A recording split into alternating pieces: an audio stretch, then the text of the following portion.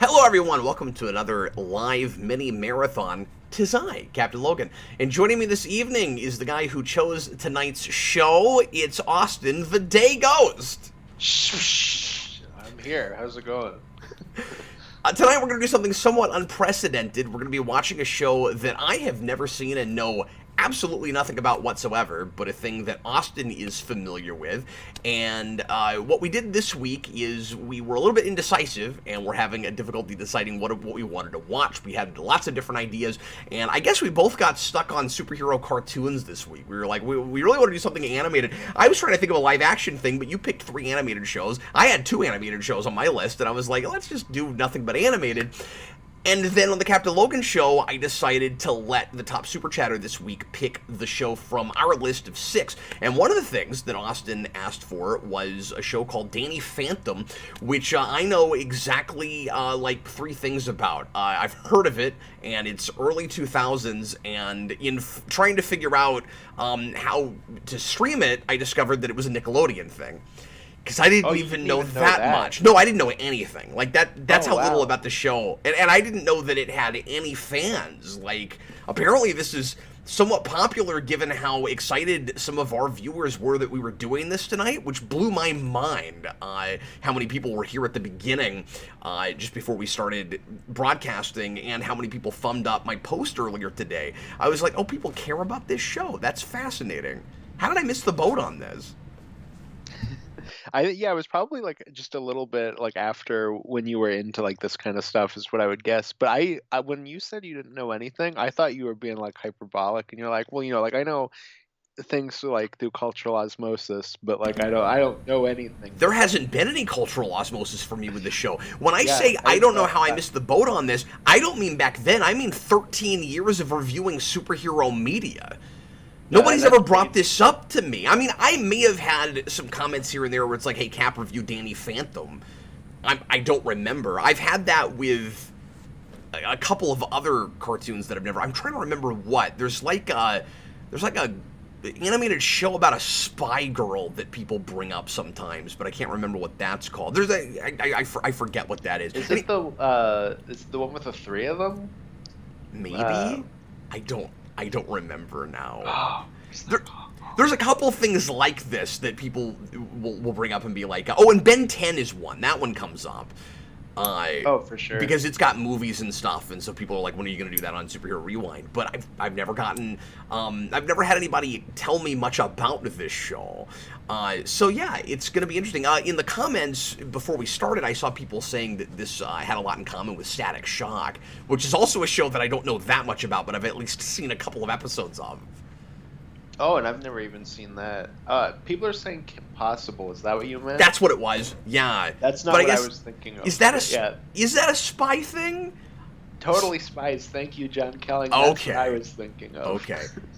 See, I hesitate because I've never seen it, so I don't know if I'm right and it is a spy thing. Maybe it's not. Yeah, it is like a superhero-y spy thing. It's pretty good from what I remember. I used to watch that a bit as a kid, too. But you're absolutely right that back in the day when this was on, it would have been past my time. I mean, I had already graduated high school. The Batman was on, which I was having a difficult time getting into. It was that era. Yeah, exactly. Well, this is like... Ninja Turtles was in its 2nd season, and I wasn't following that. That's the year Dino Thunder was on. I was watching that, but there's very little kids' television I was looking at for. Mm-hmm. No, for sure. And by that point, I was like 7, so I'm like, SpongeBob and Danny Phantom are cool. Yeah, you would have been. Yeah. And it blows my mind that I'm regularly doing shows with a guy that was 7 the year after I graduated high school. That's just how entertaining Austin is, you guys. Okay. Yeah. I don't know if I should use the word insightful. That's maybe going a little far, Austin. Yeah, that's definitely going too far. I was pretty adult, though. I had already seen Natural Born Killers by that point, so... Oh my god. That tells us everything we needed to know about you. Yeah, pretty much. So anyway, I'm excited to do this. Folks were disappointed that really know this show when we announced that we were going to just do the first few episodes. I think Austin thought that was the right way to go because I'm not familiar with it. And you said it's just been too long since you've seen it. It's been too long for me to remember episodes specifically. Like, there's moments and things that I remember, but I wouldn't know what episodes they were. You guys, my mind is blown. I really thought we were going to be broadcasting to like 7 or 8 people tonight because I thought this was obscure. We have 30 viewers right now. I'm telling you, people love this show. I'm excited. Like, I'm getting hyped up for this. This better be as good as you guys. We're getting super chats and everything. This better be this good, you guys. Seriously. Well, it's Spider-Man mixed. It's okay if Dan Aykroyd had a child who was Peter Parker and he got bit by a radioactive Slimer. That's the show, okay? And you almost picked a Ghostbusters show. Yeah, when you said it would be a bit harder to do, like to stream that, I was like, okay, we can't do Ghostbusters. Danny Phantom is basically Ghostbusters. Oh, interesting. So, what I started to say a minute ago is people were a little bit disappointed that we were just going to watch the first few episodes. So we're not going to do that. We are going to watch the pilot because I don't know the show at all. And then after that, unless folks say that there are, an episode or two after that that are like really necessary to know what's happening with the show, we might watch 1 or 2 more at the very beginning. But I wanted to kind of open it up and let people request episodes that they think are some of the really good episodes of the show, provided that you think I'll know what I'm looking at having only seen the pilot, because again, I know absolutely nil about this. But people are like, well, this show finds its footing a few episodes in, gets really good later, it's gonna suck if Cap only watches the first few episodes. Blue Dragon 5 said that episode 7 is where it gets apparently really good, or that is just a great episode. If that is true, it would have that in common with The Orville. But anyway, and I'm only thinking of that because I just watched Majority Rule tonight, which is the 7th episode of that show, and is brilliant and the best episode of that season. But I digress. And somebody suggested episode 3, too, in a super chat. Okay. Well, I guess we could watch 1, skip 2. You said that this is a character that gradually picks up superpowers as it goes along. So we could get into a place where he's got new powers that I've not seen him get. I guess that could happen. And I know he gets, like, the symbol later. Like, they do kind of build the origin throughout. Well, like obviously the origin happens in the first episode. From what I remember, I didn't watch the beginning of the show a lot. This was a show that I like jumped around with at the time. So I promise we'll start watching the show here in a minute. I want to read a couple super chats before we get too far away from them, before we press play. Everybody pull up the first episode. We are definitely going to watch that. And then we're going to play this completely by ear and just fly by the seat of our pants tonight. Might as well. I'm already having to do a commentary on something I know nothing about as we're watching it. Tom, $10 super chat. Thanks, Tom.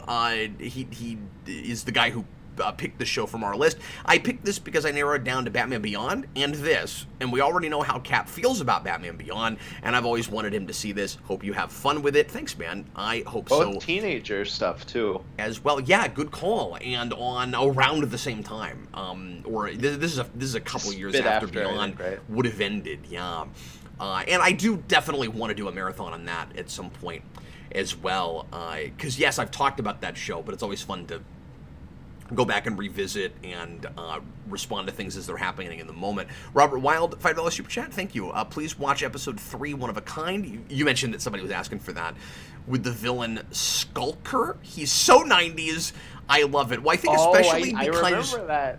I think especially because that came from a super chat, we should definitely include that.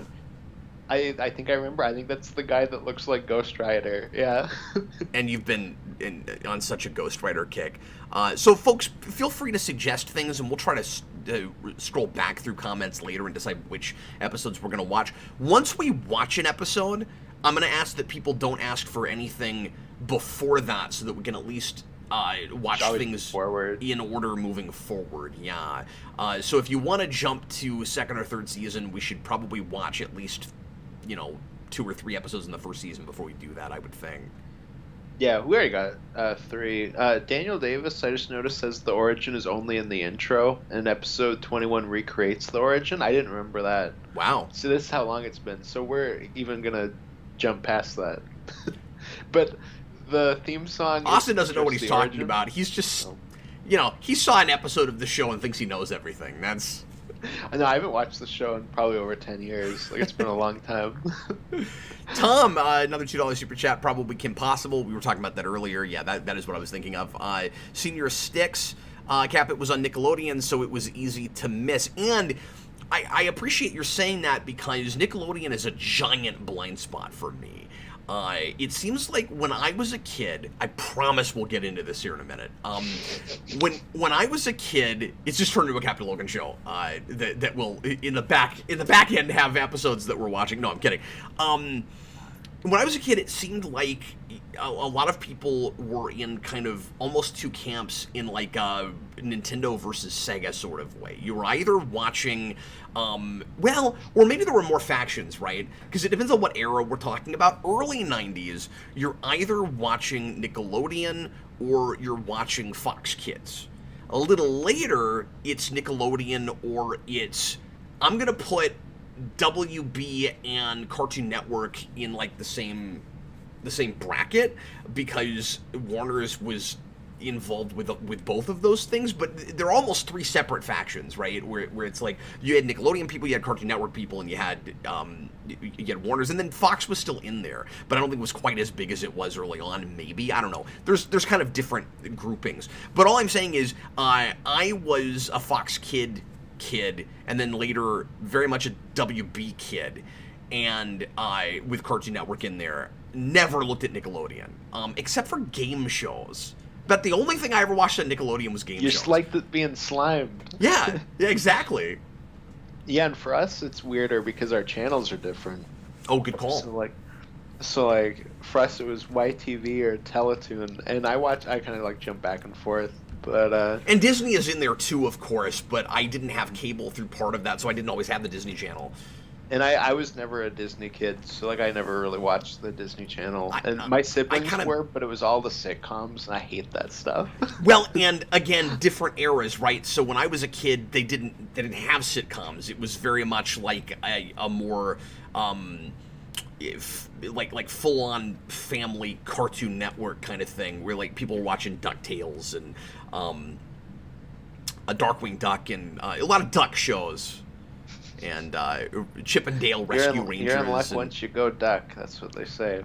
When I was 5 or 6, I was watching all that stuff. But anyway, Tom Kim Possible is like Disney Black Widow spy hero. Okay, so it does have a spy component. Let's go ahead and get into this, shall we? So this is going to be kind of irritating on Paramount Plus, like everything. Paramount Plus is the absolute, hands-down worst streaming service there is.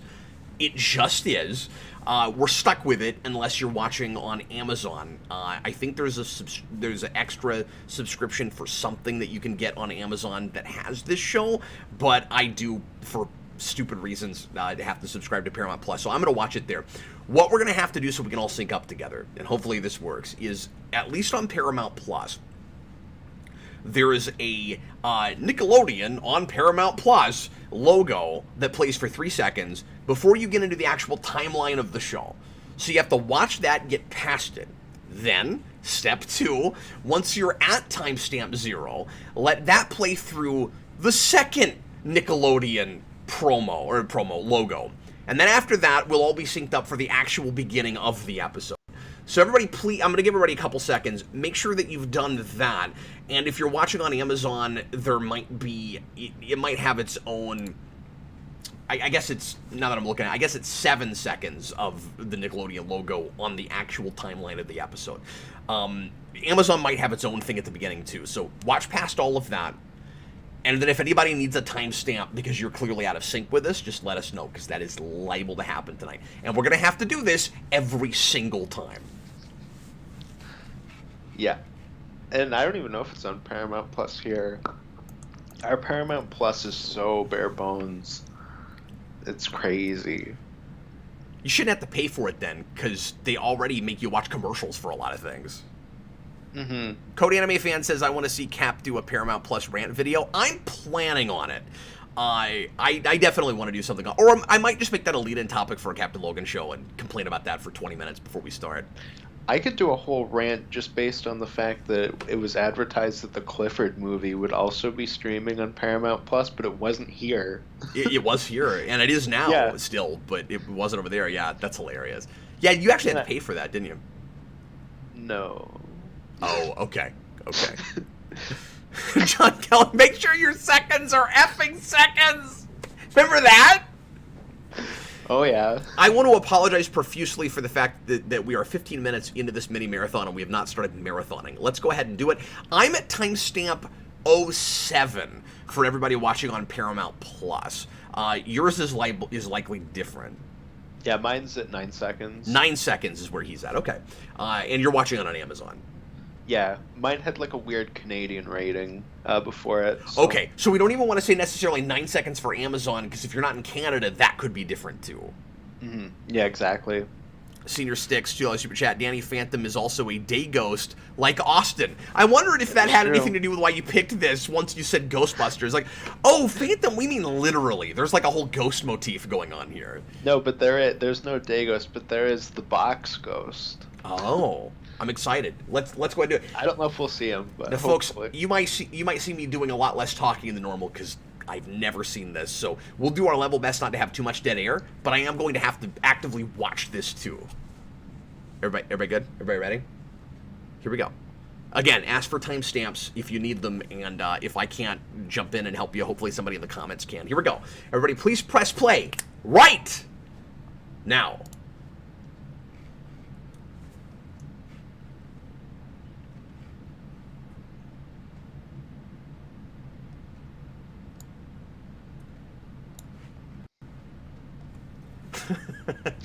Ghosts are so mainstream. I used to be really put off by this kind of animation. It's one of those things where I have to like the show to be like into it. Powerpuff Girls helped a lot with that. Not that this isn't exactly that style, but just the really minimalistic, not a lot of detail. No, for sure. Really simplified. But this automatically has a lot in common with that in the way it's animated, but also some of the pacing of the scene. This is a very Butch Hartman-y show.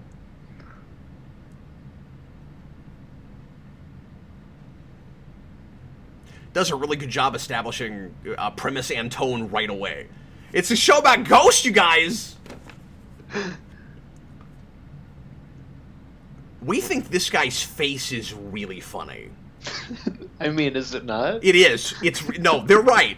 And it's working. But look at all the shots. His face just takes up the whole freaking camera. Oh, here we go. Oh, man. This will never leave my head. I'm expecting a really catchy, exciting theme song here. It's one of the only rap themes that like works. It's a rap theme. Oh, are they like Pokemon? Because he's got to catch them all.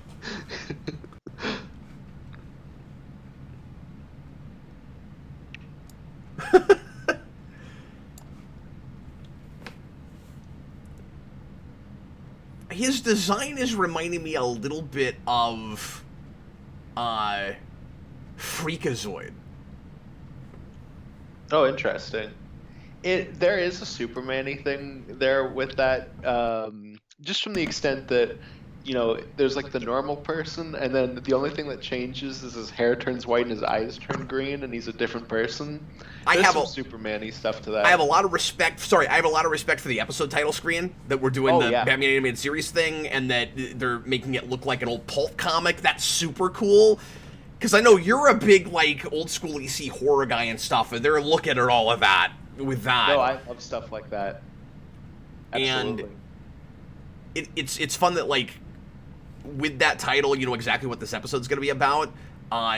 It's called Mystery Meat. You can tell there's going to be a monster that's like a meat monster, probably from their school or something, right? But the monster looked like Clayface. Oh, yeah, true. He's meat-faced. So I'm excited to see... Is he going to be a shapeshifter? Surely he's a shapeshifter. Maybe not.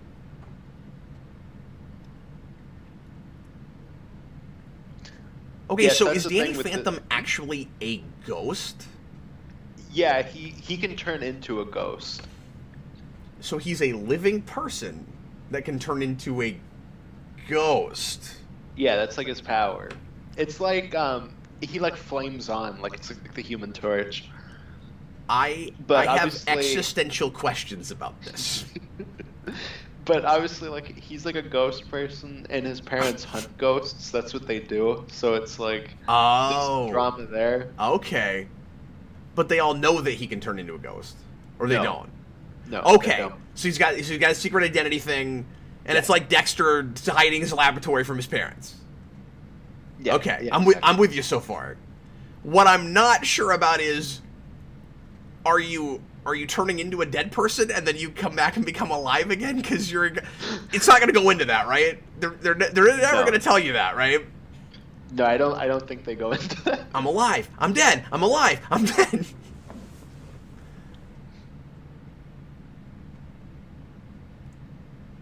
I feel like I'm recognizing this voice actor. I I'm actually not don't know any not of the sure who voice he actors in is. the show. Someone will tell me. Tasty snacks.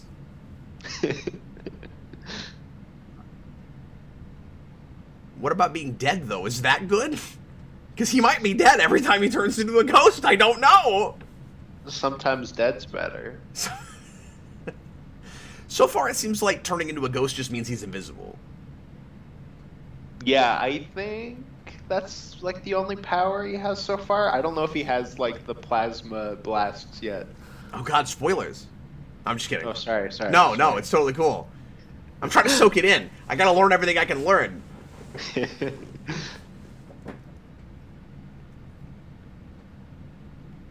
But yeah, he sounds like he's doing kind of a Marty McFly. Yeah, no, I can hear that. And I'm positive it's not the voice actor from that cartoon from 10 years before this, or 12 or 13 years before this, but it sounds like he's sort of doing what that guy was doing. Oh, okay. For the Back I've to the never Future seen that cartoon. show. I can kind of Oh, see that. Just oh, that we'll type do of voice. that one night blind, because that'll be freaking hilarious. Are you a Back to the Future fan? Oh yeah, I like that first movie. We a will lot. do that some night, buddy. Sweet. I didn't see that till I was like 17, but I like that movie. Hilariously, I don't think that will garner the interest that somehow this stream has.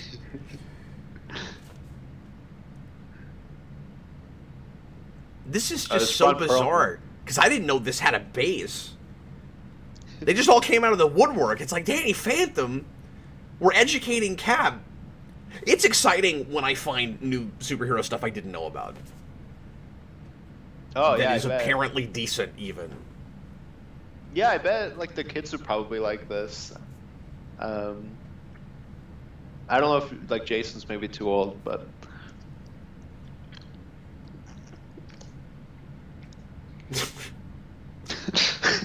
That's real. It's real old school kind of like Warner Brothers cartoon. Like, I got a sandwich. you guys gotta eat grass on the bun. I got me a burger. That's that's kind like of one of his other powers. He has like that ghost sense where he breathes out and he can sense Oh. that ghosts are near. So this is our Flash Thompson character. It's their Flash Thompson, yeah. Girlfriend. Like, I don't have a girlfriend. Scoob. Well, there are ghosts. Yeah. And a lot of the things that we're mentioning that this is reminding us of have got to be influences on this. Like, there's obviously Scooby-Doo in this show. No, definitely. I mean, Ghost Lunch Lady sounds like something Scooby-Doo would do. It also sounds like something Ghostbusters would do. Yeah, absolutely. But yeah, I'm liking the... Wow, he should have been more careful about where he was putting his hands in there, I think. You see that? Oh my That was God, bold! You just got canceled. I was trying to save your life. That's hilarious. That's a good that's one. so good. Shouldn't you be haunting a bingo hall? That's the Spider-Man influence. Yeah, good call. Yeah, he's definitely got that kind of banter. Mm. No, from what I remember, he's got like the quips too when he's Yeah, that's what I meant. Quips. That's his flame on, is I'm going ghost. I'm going ghost? That's his it's morphin time? Yeah. That's his flame on.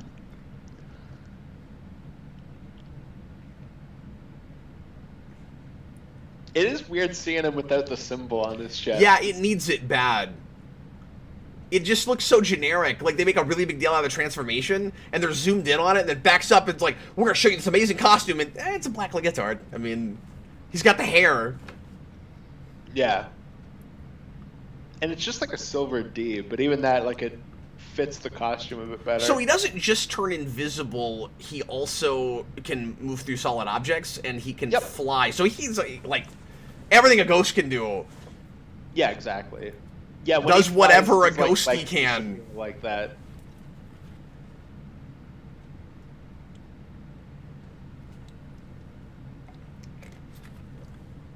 That sounds like a line straight out of a Spider-Man comic, doesn't it? Yeah, no, absolutely. No, I think that's what I liked about the show a lot as a kid. Is it's a Spider-Man show, but it's also Ghostbusters. Yeah. Yeah, it feels like it's making all that fresh again. Mm-hmm.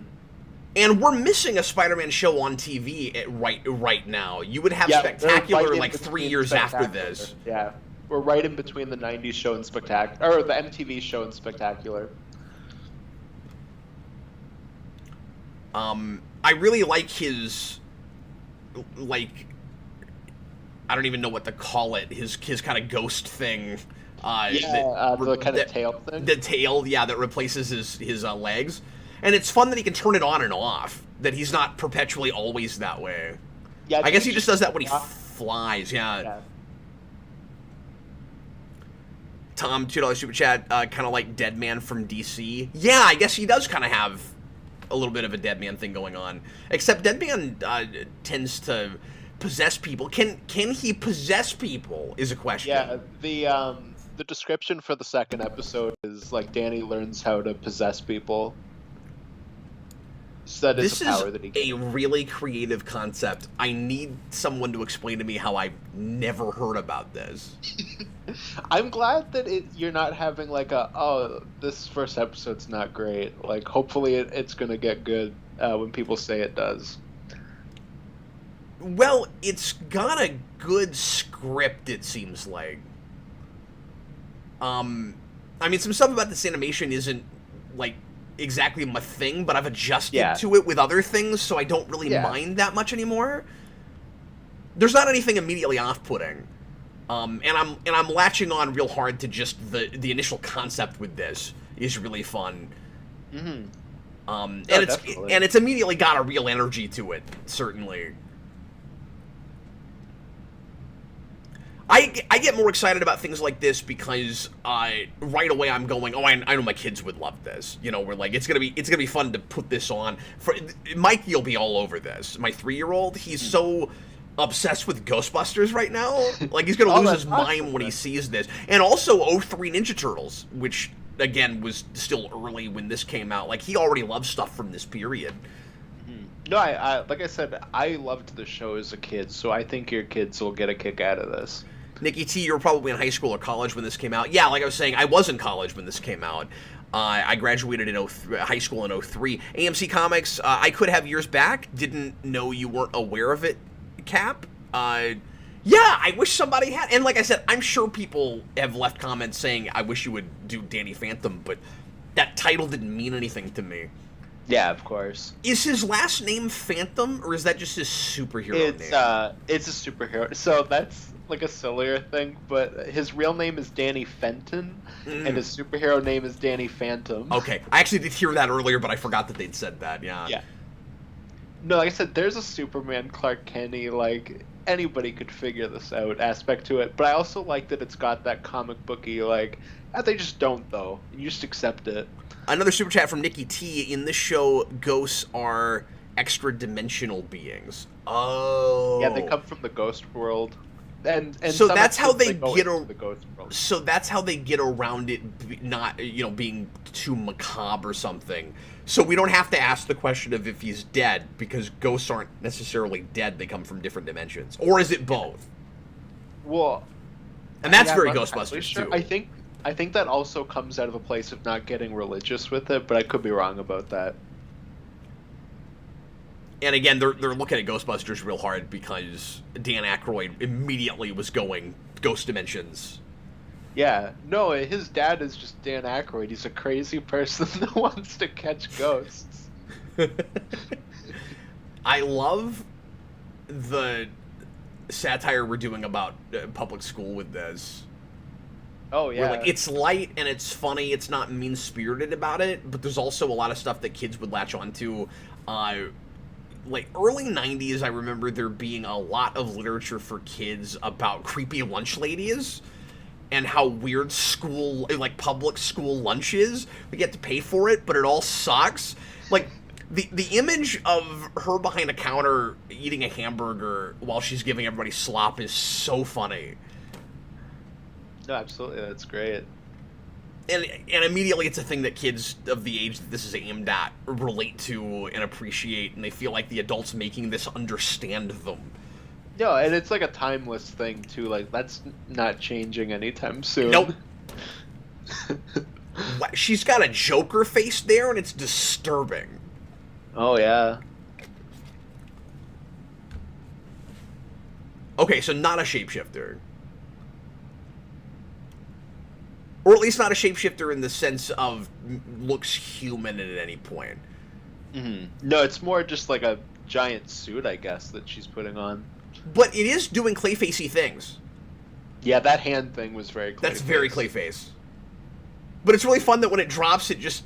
You see all the meat that's making up the big meat creature. That's a lot of fun.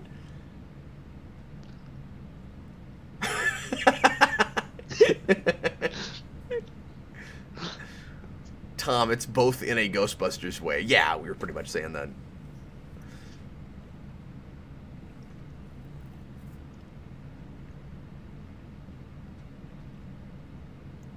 I like the video gamey sound effects with the transformation. Yeah, they're like, shh. This does not feel like a show that's talking down to its audience, to its kid audience, or pandering to them. Like, it feels like it really gets kids of this period. Like, kind of impressively well, from what little we've looked at this so far. Mm-hmm. No, this is a really good pilot.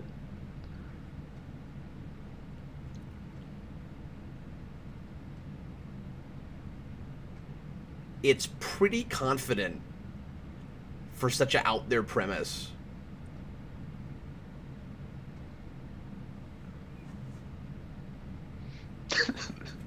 Jazz? You mean that guy from Fresh Prince of Bel-Air?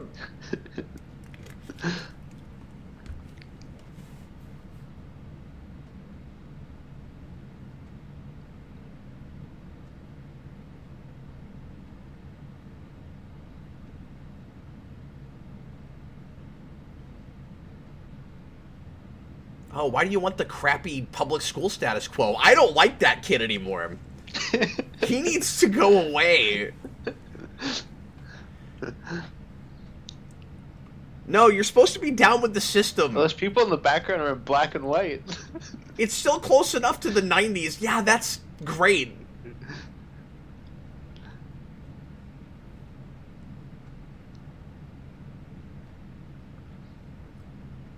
Okay, where your logic is off is you can't be sure how much of that was actually meat.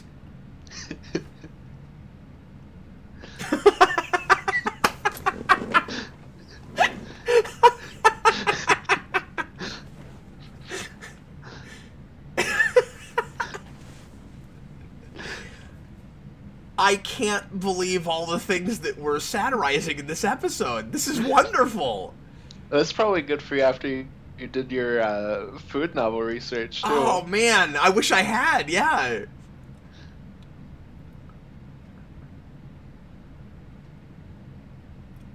We're tackling some relatively kind of heavy issues in a really lighthearted way. Like, I love that we're not afraid to make fun of protesters and stuff. That's great.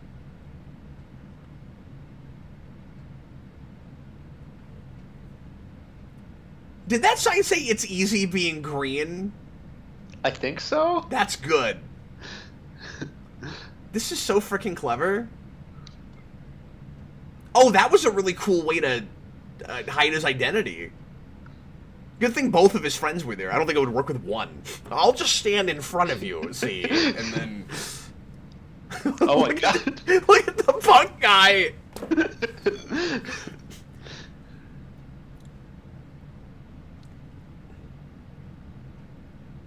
There's a lot... Oh, she's Jazz. Okay. Yeah, There's a lot of Powerpuff Girls in this show. Oh yeah? I should check that show out finally. Oh, we'll do one of these on Powerpuff Girls. I think hilariously not as many people will show up for them. And that was more popular than this, but I really don't think we'll get the audience for that we're getting for this. Because I've tried to do Powerpuff content before, and there's not a lot of our base that was into that show. But it's one of my favorite things. So self-indulgently, I keep doing material on it. No, we have to after this. These guys are... Because again, there's a lot about this that is super Nickelodeon, but there's some foundational Cartoon Network stuff here too. Like, these guys are obviously Tartakovsky fans. In the way this is storyboarded and stuff. Like, obviously they like that stuff. And McCracken. And it's interesting because Butch Hartman's not like an action cartoon guy. His other show, Fairly Odd Parents, is just like a regular kids cartoon, like comedy. And this also has to be super influenced by Powerpuff Girls, given that show has already been on for 4 years? 5 years when this starts? Oh, okay. I wasn't sure if that was still on at this point. Blue Dragon 5, I will finally watch Kid Cosmic. I keep forgetting it. I just keep spacing it. That's the new McCracken thing. He finally did. I want to say Blue Dragon 5 told me that that's a serialized thing that he finally did episode to episode story, which he'd never done before. Unless I'm conflating that with something else, but I think he told me that.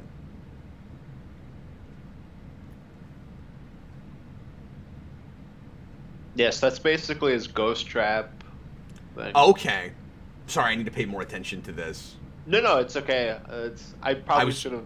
I was reading not comments. Spoiled that, I guess, but. Oh no, not at all. He looked.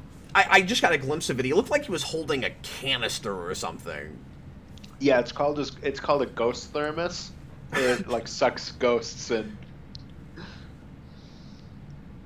Oh, it is a thermos. Look at the top of that. Yeah. Because for a second I thought it looked like an ooze canister from Ninja Turtles. Oh, there's so many cartoons I want to do marathons with you on now. Just because we're watching this.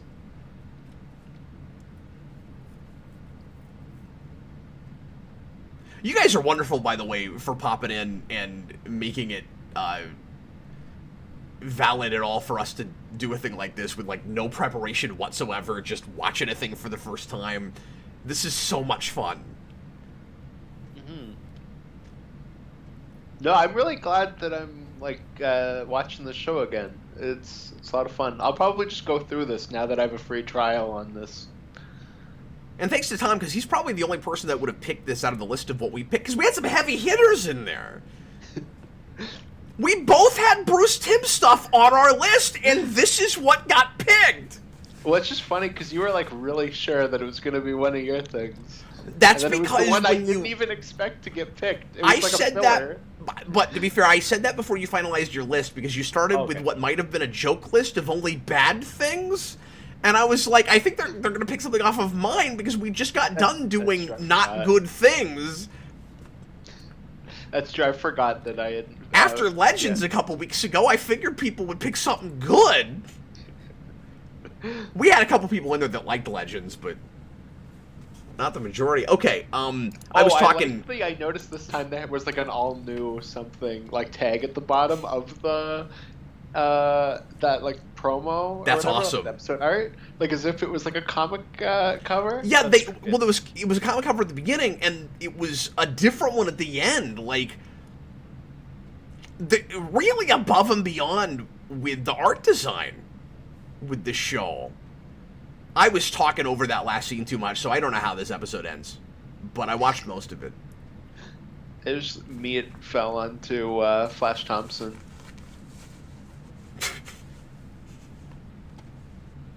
I am on episode 3. That was great. That was great. I really enjoyed that. Yeah, it's a lot of fun. I would have kept watching that. AMC says I bring an interesting variety to the channel. Well, thank you. Thanks so much for that variety. Oh, did I say it weird? You said it weird. I'm sure. You might not have said it weird. Skype might have glitched out on me or something. I heard, because I didn't actually see the comment, so I thought maybe he spelled it weird and you were saying it weird on purpose. Oh, so I no. just heard variety. No, I just always have a caffeine buzz going and I slur my words. We're going to watch the 3rd episode now, by request, and make sure once again that you get past the logos at the beginning, however much of that there is. So if you're watching on Paramount Plus, it's going to be timestamp 7 seconds. And once again, if you 9. Once again, if you're in Canada and watching it on Amazon, which means Austin just gave himself where you'd be, and no one else is going to need that information. Exactly. But it's in your brain now. Everyone knows it, even though there's no reason for them to know it. Let's watch one more episode and then take a little break and then come back and watch a couple more, and we'll watch at least 4. Cool. Cool.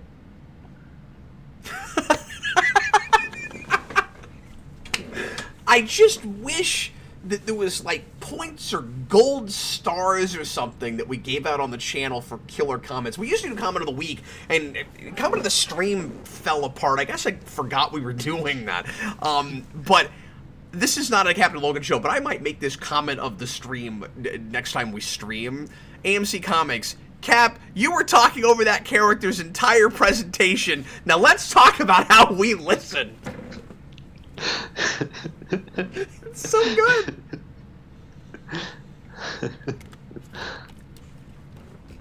You guys are just making my week with this stream. This is so much fun. I just showed up. No prep, no idea what we're doing. Never seen the show before. This is killer. Really enjoying myself right now. No, I'm glad. I like at first I thought you were a bit like, oh, this, I don't know about this. No, not at all. I was just like, I hope we can be entertaining. I don't know what I'm going to be looking at. Yeah, and I think it was just because it was text. Like I read that as like, oh yeah, I don't know. I'm going to start responding to all of your text with voicemails. Oh, okay, that sounds good to me. Yeah, because you're so insecure, and I feel the need to do that now. No, I'm a very deeply insecure person. That's a thing about me. Sometimes when Austin sends me a trepidatious message, I send him back an ellipsis just to imagine him crying. And then you make fun of me because I couldn't remember that word. You can't remember the word ellipsis? Yeah, it's the ... You know, I don't know what it's called. I can't remember. It starts with an E. Dimitri too says, and he's the second person now who asked for this episode. Episode 7 is when Danny's main arch nemesis appears. You should watch that after 3. So that's maybe the next thing to do, and then we can kick around. Are we going to an episode from season 2, or do we stay in 1? Somebody made a big deal earlier about how there's a great episode in 3 they think we should watch. Another thing we could do is just stick in 1, and then maybe eventually come back and do more of this show. Yeah, because there's definitely stuff I would like to come back and do for different shows that we cover. So I don't think it's like we did this show once, never again. We're never doing it again. Yeah, that's the nice thing about shows is there's lots of material. Yeah, we could even do Legends of Tomorrow again. Okay. When I said that, I meant like 60 Spider-Man. Like, I didn't mean Legends. He's had his fill of that. Look, there was enough interest in that. We totally could get away with doing it again, Austin. You know, I think Dan would really like that. You should ask Dan if I'm sick that day. I would have to pretend like we were doing a different show and lie to him for him to show up to that. It's the only way. Just tell him it's 60 Spider-Man. And then he'll look at his calendar and he'll be like, oh my, wait a minute, it's April 1st, isn't it? That would be a really good April Fool's Day video. All right, you ready? One of a Kind is the name of the episode. Get ready to press play when I say now. If you need a timestamp, let us know in the comments. And One then, of a Kind. That's episode 3. Mine says it's called Parental Bonding. Okay, what is the episode title, folks, of the episode that guy was asking for? One of a Kind's the second episode. It says episode 3 on Paramount Plus. So Paramount Plus even has the order. I'm telling you, Paramount Plus sucks, okay?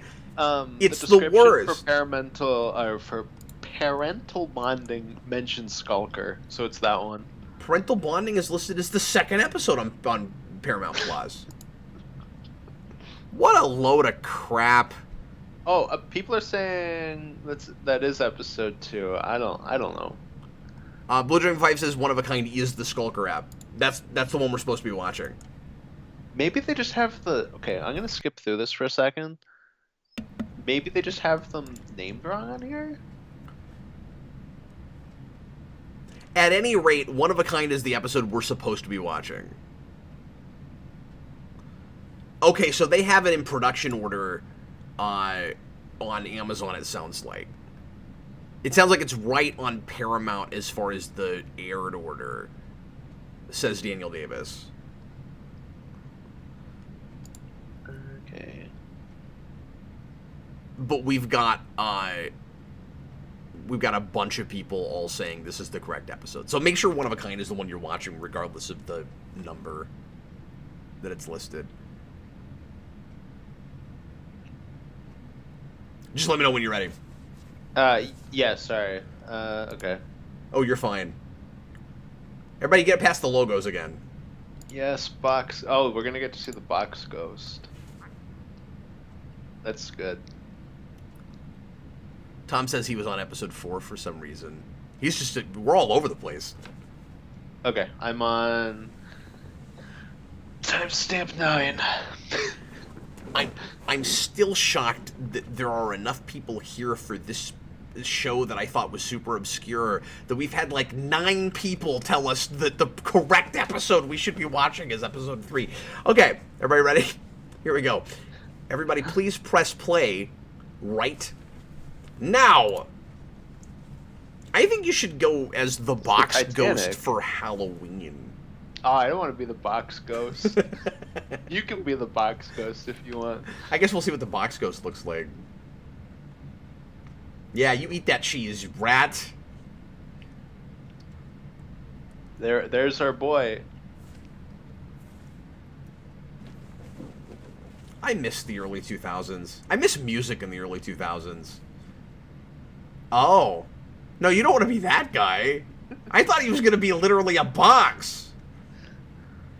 No, he likes boxes. This is funnier. That voice. Is he?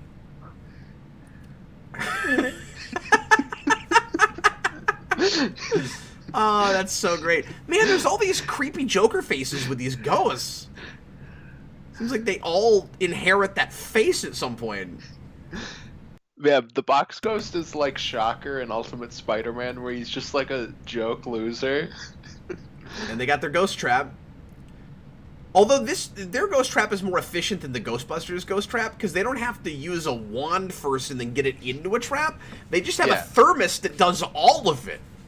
Yeah, and they're allowed to look at it. Wow, he's an idiot. He doesn't know what a Navy SEAL is? Okay.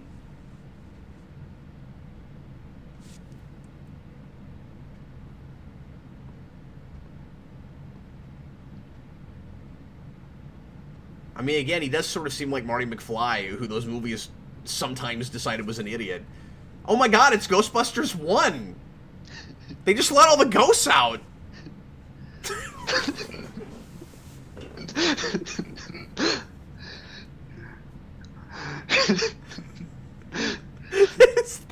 voice is so good! Is that yet another Rob Paulsen, or is it just a guy that sounds a little bit like Paulsen? Huh? I'm not sure. I'm not familiar enough with his voice to know. See, there's our Ghost Rider. Sounds a little bit like him. So that is Ghost Rider mixed with Lobo. Yeah. Well, he's like a bounty hunter ghost, so... Dragon 5 says Tucker gets better. They all do. Okay, good to know. I just don't agree with his politics in that first episode, that's all. He just wants to bring back the status quo of nonsense public school stuff. I have so many issues with things with public school, I almost swore just now. The molecules got rearranged. I love this theme.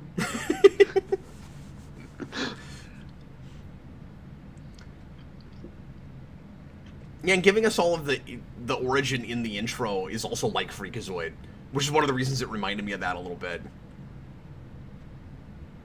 I can't say it's a better theme song than Freakazoid, because it's hard to get catchier than that theme, but it's good. I've never seen it, so I don't even know the Shocking. theme. Oh, we gotta do that, because that strikes me as very much an Austin kind of show. Oh, cool. Because all that show does is troll the audience and the network constantly. It's weird, and it has no rules at all. John Pike says that Skulker is basically Kraven the Hunter. Yeah, there's a lot of Spider-Man villain parallels. His main villain is also Norman Osborn. Okay, interesting.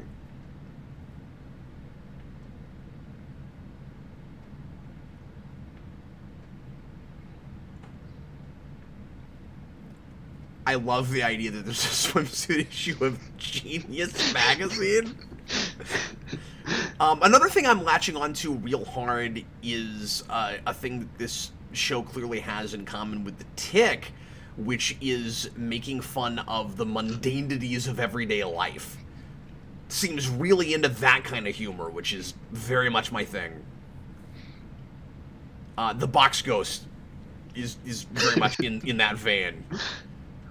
Oh, absolutely. Some idiot that works at a warehouse, and they're making fun of like boring everyday, crap jobs and stuff. That's very The Tick. And of course, we'll do a marathon on that at some point. The cartoon show, and we're gonna have Jeff over for that. One of these Fridays, he and I have already talked about it. Sometime soon, hopefully, one of these Fridays, the three of us will do that. Awesome. And I apologize in advance for how difficult it will be for Austin to get a word in, because he and I know that show so well. But, yeah. That's fine. Okay, that's crazy. Tom says What? Danny is also the voice of Dexter Douglas in Freakazoid.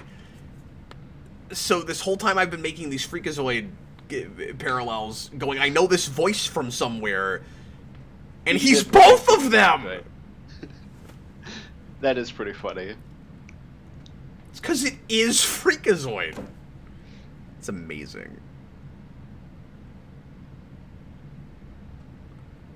Blue Dragon 5 says Animated Tick is on Amazon now. Is it really? It's on Hulu. Is it also on Amazon?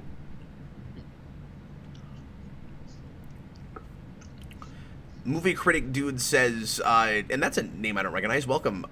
Wait till you meet Valerie. She's basically the Green Goblin of the series, using weapons and a flying glider. So a lot of Spider-Man in this. Yeah, because their Norman Osborn is a mixture of that and, like, Venom and Doctor Doom. You just blew my freaking mind with that. It's all Spider-Man stuff, but it still sounds really disparate and random, like just throwing a bunch of crap together. And Venom's in there! Well, just Venom in the sense that he's also a person that becomes a ghost. Like, it's that, where it's like the hero's power. Okay, but not like a symbiotic organism. No, I just mean in that it's like a dark hero, or dark version of the hero.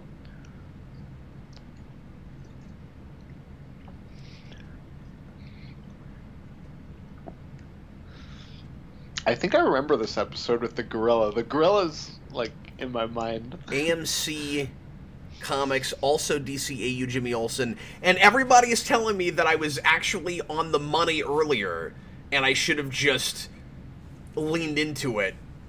It is apparently the voice of Marty McFly from that cartoon. He's not That's just great. doing the same thing. It's the same guy. That's great. Tom and Jimmy Olsen in Superman the Animated Series. Yeah, thanks, Tom. Somebody else had already told me that. So I not only recognize that voice from one thing, I recognize that voice from all the everything.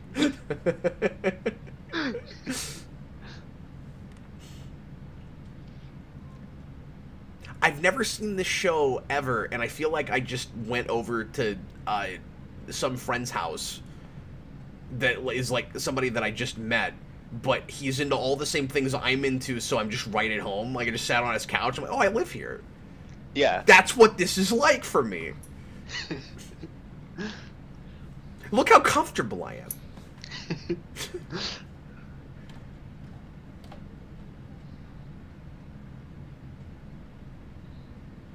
Don't let him out. He might be Gorilla Grodd. You don't want to do that. What are you, from Jurassic World 2? Jurassic House?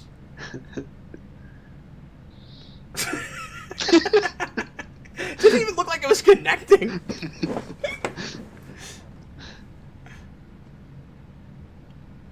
Nikki TC, you're not going crazy, Cab. Thanks.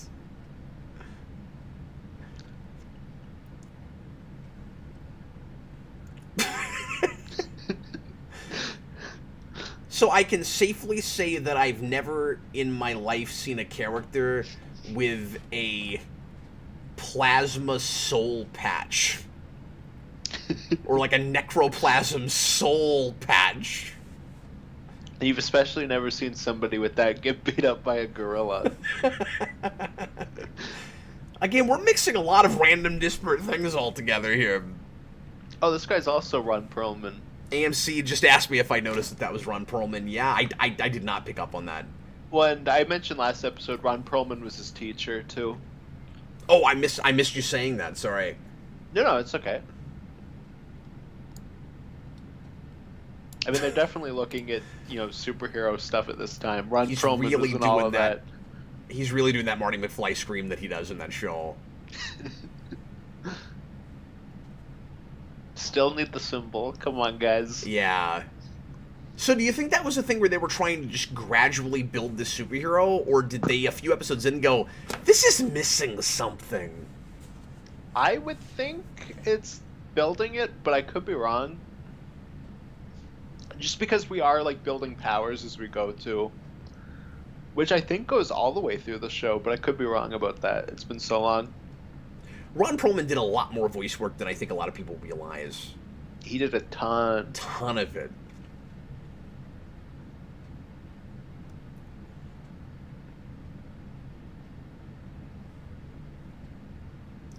I'm just rusty. He's somebody in Batman, right? And I'm just not remembering. He's Clayface. He is Clayface, okay. See, I knew that, but it's just been a while. I couldn't, in the moment, remember.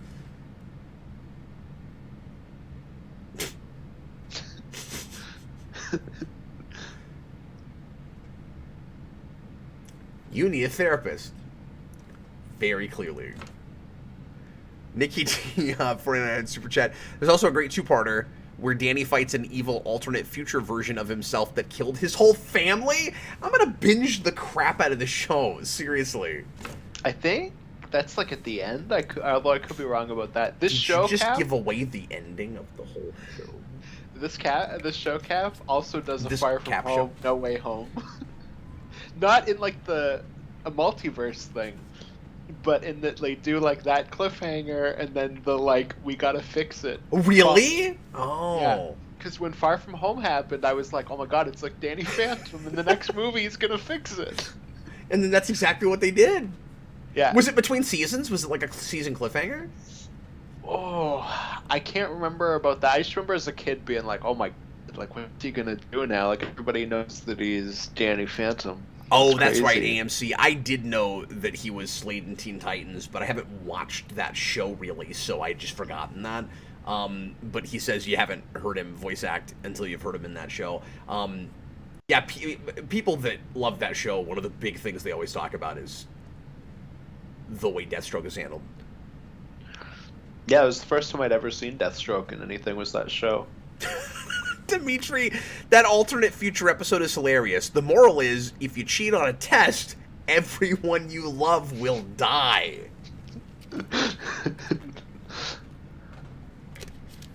Oh man, I'm loving the comic words, the automatopoeias. Flam.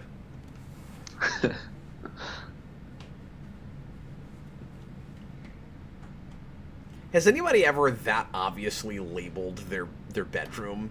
It doesn't just say Danny, it's Danny's bedroom. I'm sure somebody has. I didn't do that when I was a kid. See, that's where they're real out of touch. They don't understand the kids in 2004. No one's doing that.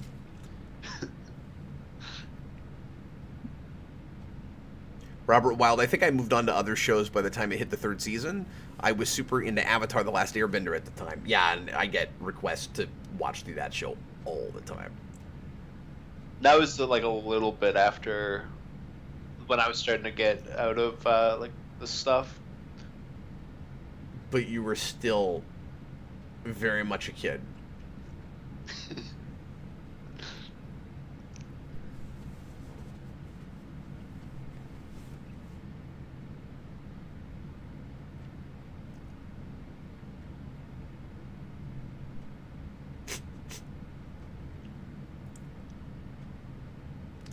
The mom thinks she's a member of the Fantastic Four.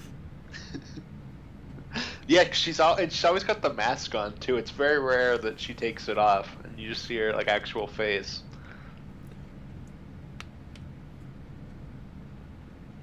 But yeah, that is a fun classic situation that his parents would be ghost hunters.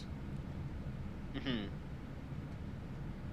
How far in before they finally learn it, or do they just keep that as status quo forever? I don't know that the parents ever do. I think the sister does, but I don't think the parents do. Until they do like the Far From Home thing. I'm getting that vibe with this where it's episodic, but it probably starts getting more serialized as it goes along, right? Probably. There's like, especially when you bring back villains and stuff. Yeah, but they're keeping track of continuity. Like yeah, but they do still keep like the villain of the week stuff. I wonder if it's a little Batman Beyond-y in that way. And I've never seen that. You've never seen Batman Beyond? No. You've never seen an episode of Batman Beyond? Batman the Animated Series is the only show I've seen in that continuity. That's fascinating. No, that's something I've always wanted to watch, like all the other shows. And it's wonderful, most of it. We're going to have a turnabout at some point. I'm going to make you watch Batman Beyond. It has one of the best animated pilots ever. It's just such a wonderful setup.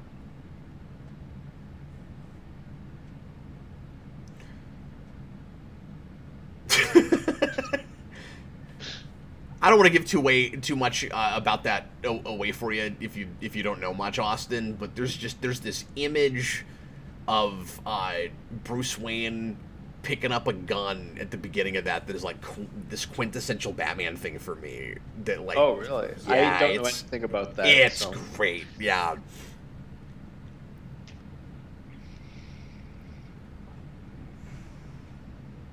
John Kelling, he hasn't seen the Cadmus arc of JLU. Yeah, I want to make Austin watch some of that stuff. The movie critic dude, Jess finds out early in season 1, but tells Danny in season 2 an ultimate enemy. Oh, interesting. So she knows for a while before he knows she knows.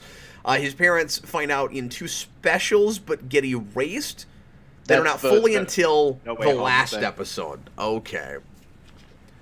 Did this ever have a feature-length, like, direct-to-video movie or anything like that? I don't think so. A lot of these things had that. Yeah, Spectacular Spider-Man was supposed to have that. Oh, interesting. I didn't know that. They were going to do movies, like a movie between each season, which I think is cool because that kind of does the annual thing, but in animation. And then when that show was done, all 5 seasons, they were going to do his college period in straight-to-DVD movies. You know, this is also... and I'm not saying that tonally this is anything like what I'm about to mention. There's a little bit of an Ultimate Spider-Man thing going on here where we're very quickly blending the high school stuff with the superhero stuff, where, like, he can't fully keep his personal life away from his superhero life, and he's probably a little worse at it because he's a kid. Mm-hmm. I mean, exactly. It's the very first arc of Ultimate, if memory serves, where he's already fighting a villain in the school. And that's my favorite thing to do with teenage superheroes, is to have the villains actually come into the school. Yeah, I like that too.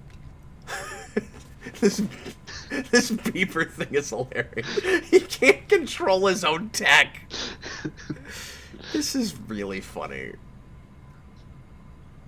I'm not able to pay as much attention to this right now as I want to, but what I'm gleaning, I'm loving. Yeah, I feel like I haven't caught this one as much as I did the first one, but I'm still enjoying it.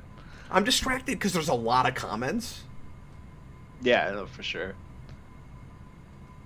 If I wasn't worried about blocking out too much of the screen, I would put the comments up on the projector screen. I would just read them a lot while I'm looking at the show. Oh, well, that's unfortunate. So he is not going to become Agent Venom, then? No. He's not going to become Agent Ghost. I just love how defeated he looks. That's not getting old!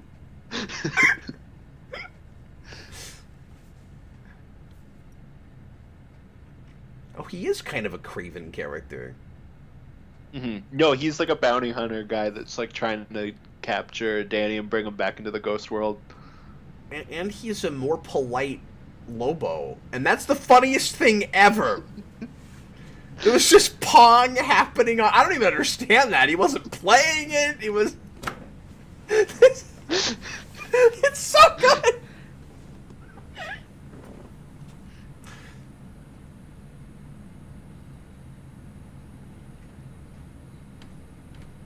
He's got Rob Liefeld guns. Oh yeah, somebody said they wanted us to watch this because it's so 90s. And it's making fun of all of that, of course. So there's a lot of image in it. There's a lot of... Oh, yeah. Like, early 90s DC, of course. Yeah, and like you said, his... Oh, John Kelling says there's even a Clone Saga! Lobo. There's a Clone Saga in this show? That's nuts. I don't remember that. If he's saying in this show, I think that's what he's saying.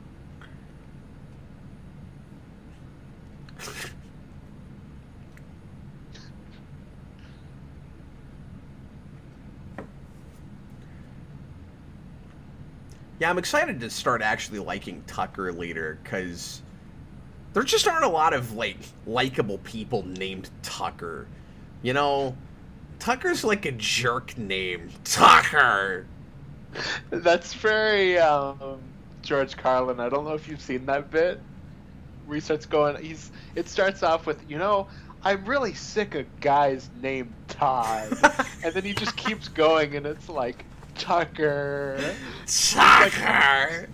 He's like, hi, Tucker. I apologize to any Tuckers in the audience. You know, you can subvert it, you can circumvent it, but it's an uphill climb, is all I'm saying. Oh, absolutely. Unless you know the net percentage lost when all the Tuckers unsubscribe from the channel? Absolutely none. The net is 0. John Kelly, I like Chris Tucker, so last name is whatever. So if you use that as a first name...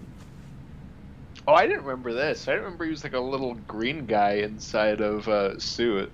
Oh, apparently the Clone Saga is about a female clone of him.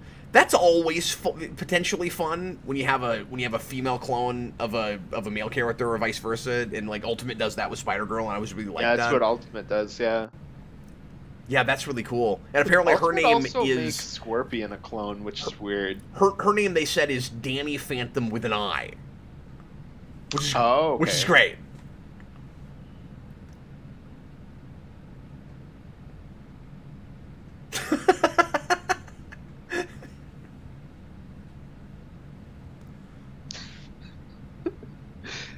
My uncle had a cat for like 6 months and then found out his cat was a girl, or his cat was a boy. He thought it was a girl. I'm like, how do you have a cat for 6 months before you realize what gender it is? How do you not ask that when you get the cat? Well, they did, and it was a girl, and then Oh, it well, turned out it was just somebody a was an guy. idiot. Clearly. Yeah.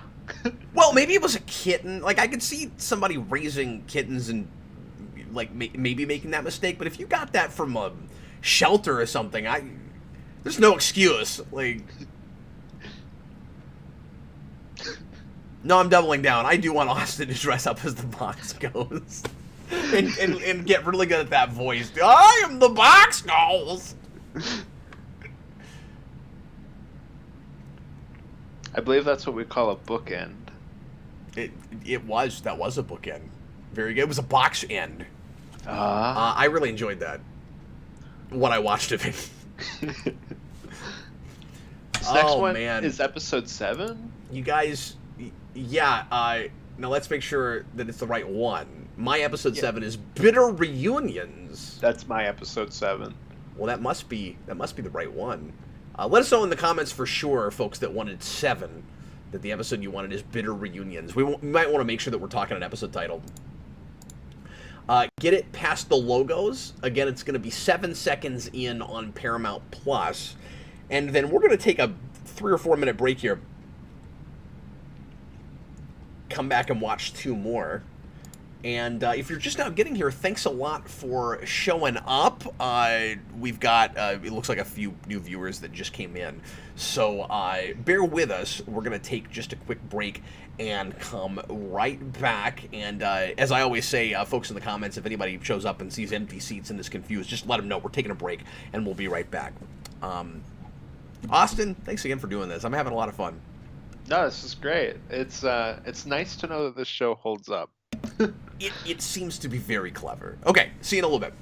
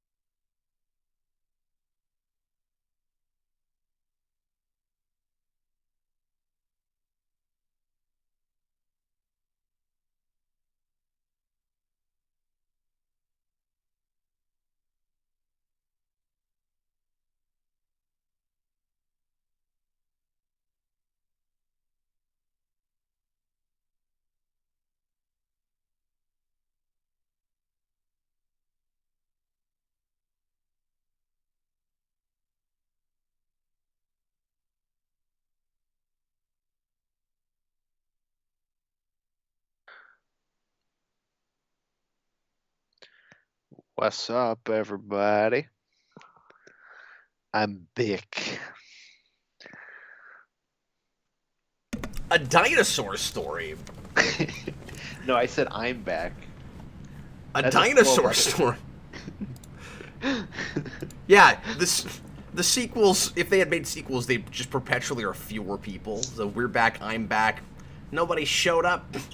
And then they do the dark reboot that's just called Back. Weird. All right, we're going to watch episode 7 of Danny Phantom. Again, a show I've never seen before. Now I've seen 2 episodes. Now I've talked over 2 episodes. Bitter Reunions is the episode, and folks in the comments were telling us that this is the introduction of our arch nemesis. I'm excited to see what he's like. Yeah, our Norman Osborn Venom Doctor Doom. Robert, while I just discovered that a Danny Phantom Funko Pop exists, of course it does. It looks awesome, but it pains me that people are charging $90 for it on Amazon. Yeah, you got to grab these things when they first come up, or very often you're kind of screwed later on. It's unfortunate and crazy that was not just the couple-year fad that a lot of us kind of thought it would be. That like the collectability is still there for Funko. It's hard to imagine it ever ending at this point. Everybody thought it was going to be Beanie Babies. I mean, we're talking. We're well past a decade. Mm-hmm. Yeah, no, that was a bubble I thought would burst a long time ago. Yeah.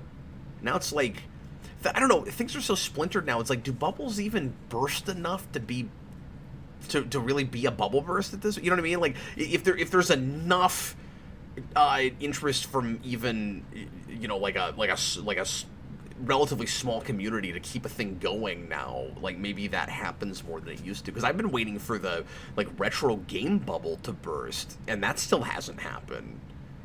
One, we haven't invented bubbles yet, so I only know about them from books. But oh, okay. You never went out on the back porch and had your bubble wand, and like I don't know what that means. Oh, okay. It's magical. Is it like Glinda, where she's got like all the bubbles? A little bit like that, yeah. And you could actually do that yourself for very little money. You know, all you need is soap and water, really. So if I like get some soap and some water and put it on a stick, I can make bubbles. Yeah. I don't know where this is going. Movie critic dude, Vlad Masters / Plasmus is voiced by Martin Mull. Interesting. Okay, let's go ahead and get into this. Here we go. Bit of reunions. Make sure you get past the logos. It is 7 seconds in, once again, if you're watching on Paramount Plus. Make sure you synced up with us, and if you seem real off, ask for a timestamp in the comments. Somebody, I'm sure, will be happy to help you out. And let's go ahead and get into it. Here we go. Everybody, please press play right now. Tom, $2 super chat. He's also a little bit of Blight from Batman Beyond. When you said a minute ago that it was kind of a Norman Osborn type, I wondered if I would find myself comparing him to that character. Oh, okay, yeah. Because there is some Batman Beyond in this show in sort of a backdoor kind of way. I'm finding. Are these ghost pterodactyls? Go, Marty McFly. Get him. Oh, I want you to stay on a... Fences. You need like a ghost skateboard. Sorry, what? There's like ghost vultures with fezzes on. This show is all about combining weird stuff to create something brand new and hilarious. And he's got sunglasses. Oh my god, you have stereotypical Jewish voices. Oh my god. That's great. I like that. Ivy.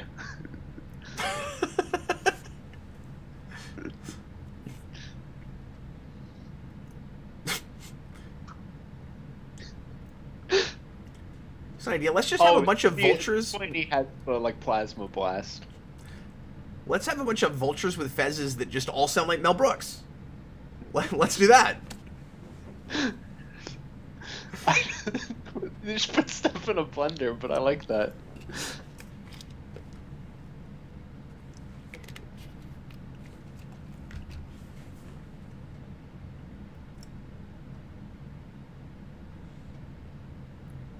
We haven't done this much flying in this show yet.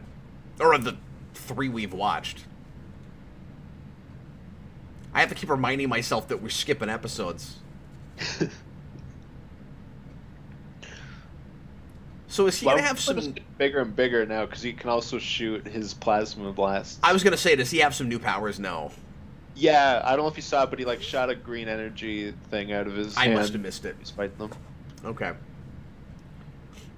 What are you doing out? I'm fighting crime?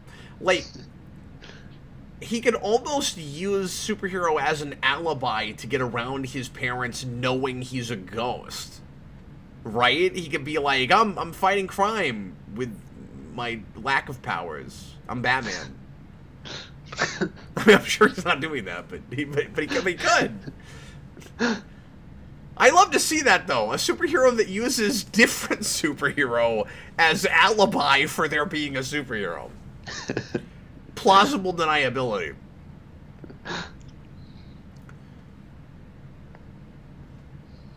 Yeah, this is going to get stuck in my head, isn't it? Oh, yeah. I was singing this all day at work. The show's so colorful. And when I got to the end, I'd always do the... I love these title screens. They're just wonderful. So is his bad guy Dracula? Visually, yeah, they're going... Well, and his name's Vlad, too. Like, that's what they're going for. Oh. So is he Russian? Does he have a Russian accent? I don't remember. I've never seen one character sort of in fiction accent named Vlad that didn't have a Russian accent. I just remember that he is the dad's, like, they, like, knew each other in college, and he was, like, in love with his mom.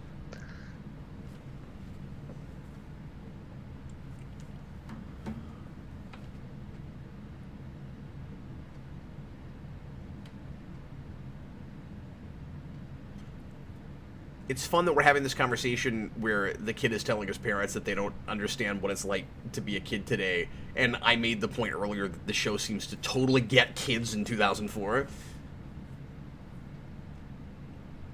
We're still doing that with it. We just think his face is the funniest thing.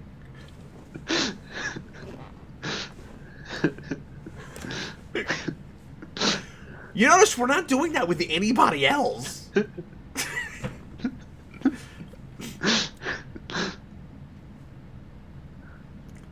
It's like that conceited, obsessed with himself guy from what is his name from Futurama?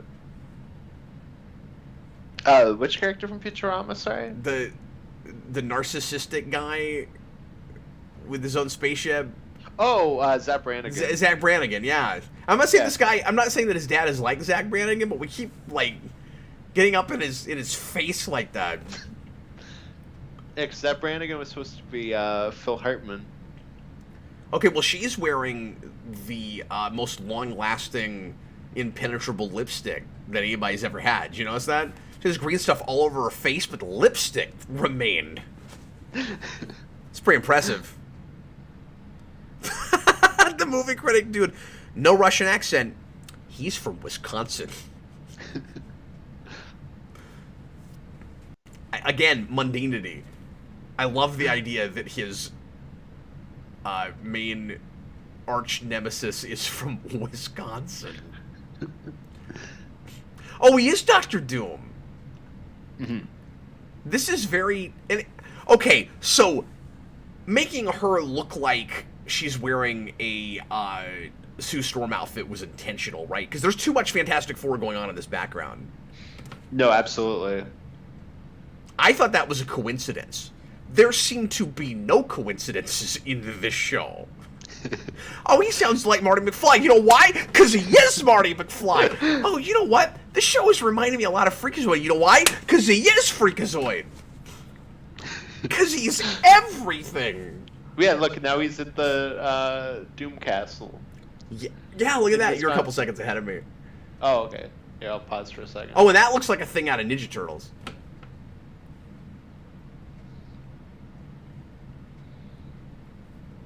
John Pike. Nobody turns Jack Fenton into a human meat puppet. Tom, chill, super chat. They borrow a lot from Dr. Doom with Vlad's origin. Yeah, I didn't see that a minute ago. We were just talking about that. Oh, and he was a football player?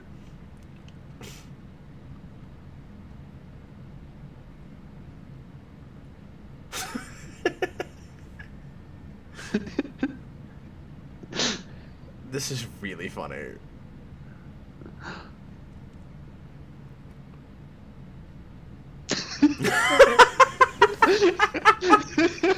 I can't believe we're talking about a real world team here. He's obsessed That's my with grandma's the favorite team, with the too. Green Bay Packers. That's so good.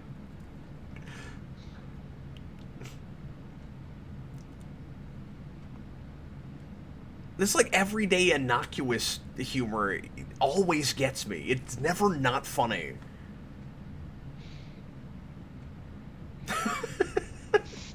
And this is our arch nemesis? This is so preposterous.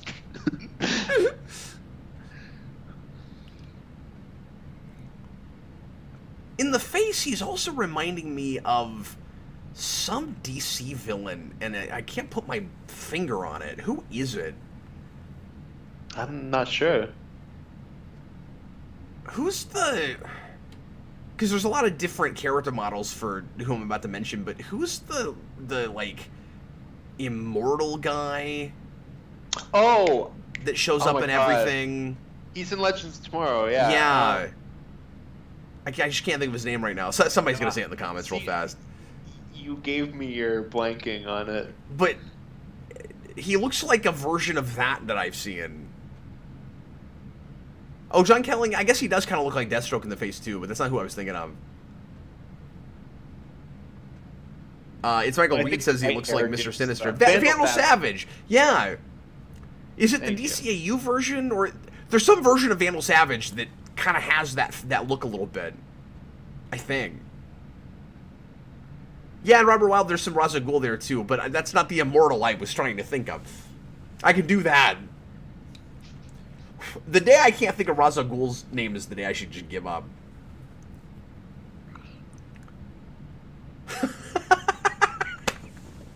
That's a great line. A working vacation. There's a little tick in this. I will never not laugh at those Jewish fez-wearing vultures. That is really funny. That's so weirdly specific. Yeah, and I'm wondering if... Are they weirdly looking at the... That costume is nuts. Are they weirdly... There's some Mr. Sinister in that with like there the is. vampire, right? Now I see why somebody said Sinister, but we hadn't gotten to the blue face of it all yet. But with the birds, are we looking at the, in a weird way, the crows at the end of Dumbo with that? Where, like, I would think so, but maybe? Well, obviously that's not Jewish, but it's like, let's pick some other thing and make them like that, because those were like, like 40s, like, black jazz singers. Like, are we doing that, but with Jewish guys? I think they just put like a bunch of things into a hat and they picked out 3 and went. It's okay, working for him, though. The hair has to take most of his time.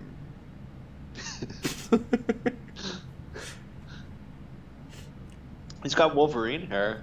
So this must have had... Yes, but could actually impale you if you try to stab somebody with it. So this must have had a good action figure line, right?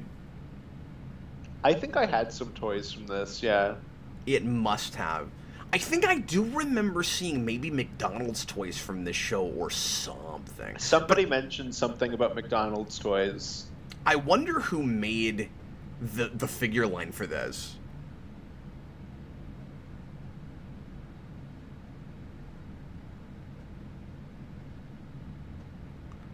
I thought there were crows. I don't remember. I haven't seen Dumbo in like 25 years. I don't know. I thought they were crows. I'm pretty sure they're crows. Brent Davis, if Cap ever forgets Roz, then he has officially gone senile. Daniel Davis, there were a couple of toys, but nothing major. God, that villain is so toyetic. And what I love about this is when you first meet him, when he's just going on about the Green Bay Packers, you would never guess that later on when he gets his costume on, he would look like you want that toy. Like, it's a cool-looking design.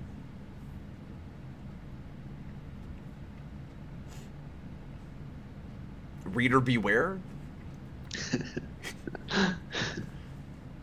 Oh, we're gonna do a round 2 of that, right? We have to. Oh, of Goosebumps? Goosebumps? Yeah. Yeah, definitely. We're gonna make that our annual Halloween nonsense show. Burger King toys, Robert Wild thinks this had. Oh, okay. Bladed 5, such a great design. I agree. It's really neat. I wasn't expecting to be blown away by that. It's like I said, I don't know anything about the show. Yeah, no, for sure. And he comes back quite a bit. Look at the tie. They have a quota for zoomed in shots on his face. It's so big. I like how it's got like a back when he like, he didn't even tuck it into his collar. He doesn't even have a collar.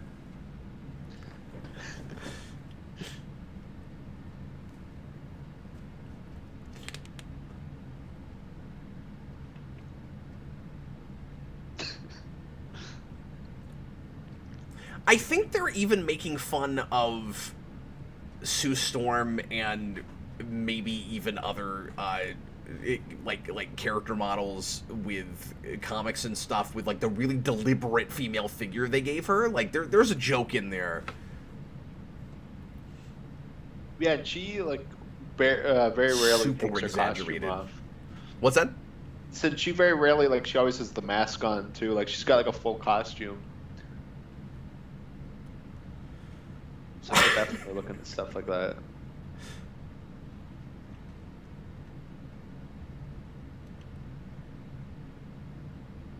So I'm getting this right. The villain is also a ghost. Yeah, he can turn into that thing, like how Danny turns it. So we got that classic thing too, where the villain has to be like the hero in some way, reflects it in his power set or in the look, or they maybe both got their powers the same way, but they went different directions. Yeah, because Danny gets his powers because he walks into a portal thing and he hits the button on it, and it turns him into it. He's back. Oh yeah, Vlad gets it because he was like building a prototype of it, and it like shoots into his face. And can we just press a button to make your backpack thing come out again and shoot you off into space or whatever? Oh, he put him into a cosmic cube. Not a cosmic cube. What's the dark side cube thing? Borg cube. Yeah. Yeah, but it looks like the cube from the yeah, mother boxes. Mother box. Thank you. That's what I was trying to think of. Particularly with the circuitry stuff all over it, it looks like a mother box. Oh yeah, that's why I was thinking Borg cube. Well, you're thinking that because it's black and green and has circuitry all over it. Oh, they did do the. Yes! I knew they were gonna do that! I called that. That was pretty good delivery. Did you see what he did? He went, what are you, like 14?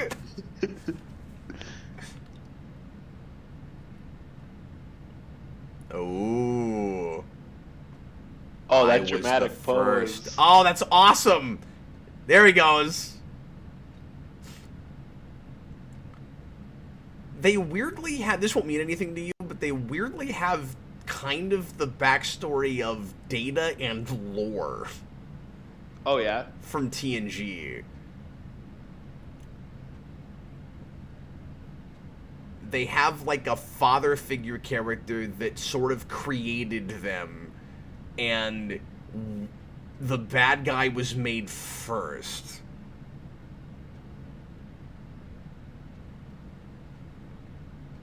And is like a perverse version of our hero. That's very strange. That's a really weird connection. I'm sure that one's not intentional. No, Although probably not.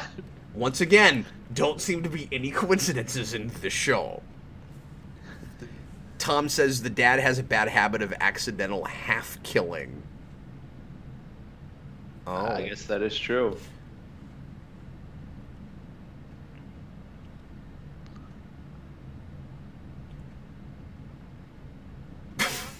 What is happening? But yeah, for a second I just couldn't come up with Mother Box. I couldn't get my head in Snyderville or Fourth World.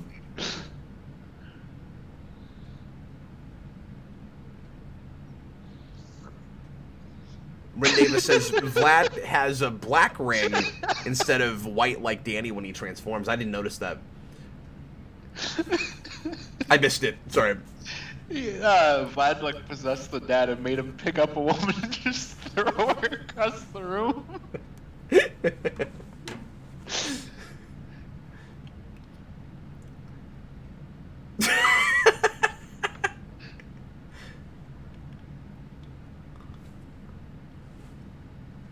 I really like the balance too that we're achieving here with a villain that is absolutely hysterical and ridiculous to the audience, but is legitimately scary to the hero.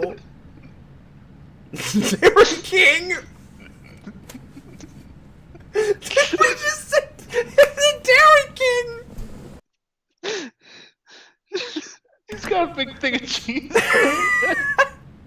And then look at his scepter with the ice cream cone. And he talks like he's from Fargo. Plasmias. Oh yeah. I gotta try to remember that. This is so funny. Don't ya know? That's fantastic. This show has no shame and is not scared of anything. We did that in the middle of this, like, really important mythology building epic episode. And then all of a sudden, here comes Dairy King! You have to just randomly start satirizing fast food restaurants right in the middle of all of this. It's wonderful. Again, that looks like a Ninja Turtles vehicle. Mm-hmm. Don't argue with me, it just does.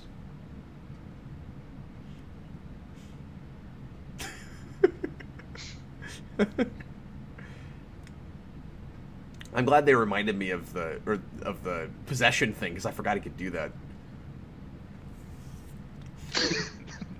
Oh, there it is. There's the line. There it is. I thought maybe I'd missed it earlier when somebody said that. I was like, that sounds like a great line. Yeah, no, so did I, because I didn't catch it before, but there it is. Don't you know? Not every ghost. I was going more Irish that time.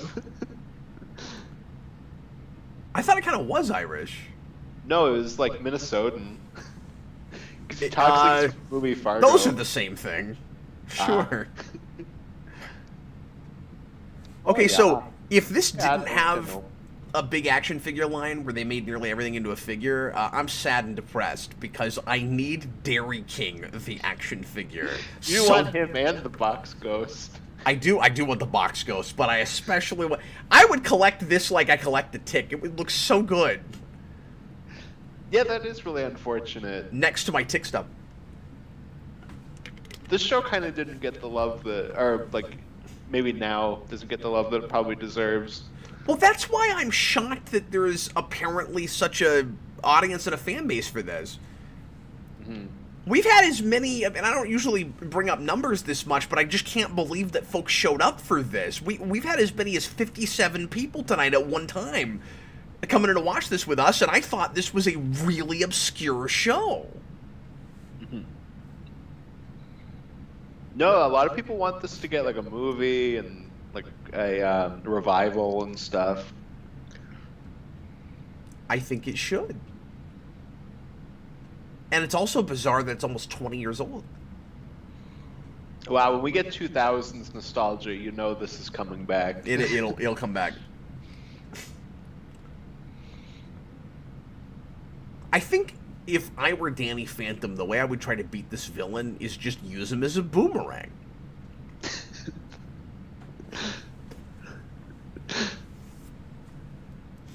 Use him as a pitchfork.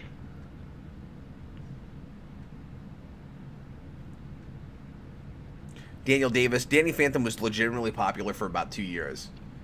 That makes sense because it has 3 seasons. But a lot of animated shows don't get canceled because of lack of popularity and viewership. 3 seasons is a decent run for an animated show. No, that's not a bad run at all. Especially if they have pretty big episode orders. I don't know. I'd have to look to see what 2 and 3 have, but first season here is 20. That's about standard for early 2000s, I think. Yeah. I'd assume they're all 20, but... Unless season 3 was one of those shortened seasons. That happens a lot. Yeah, no, unless that. I think even Batman Beyond had that, where it had a shorter 3rd season, but I might be mistaken. It's been a while since I looked in that. I'll check episode counts here in a minute when this is over.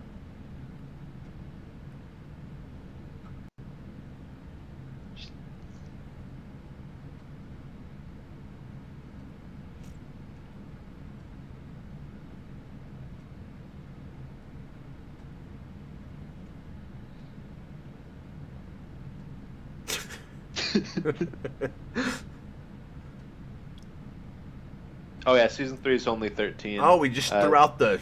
Oh, so I was right about that. Look, the moral at the end of the story. It's who you turn into. Who cares what happened in the past?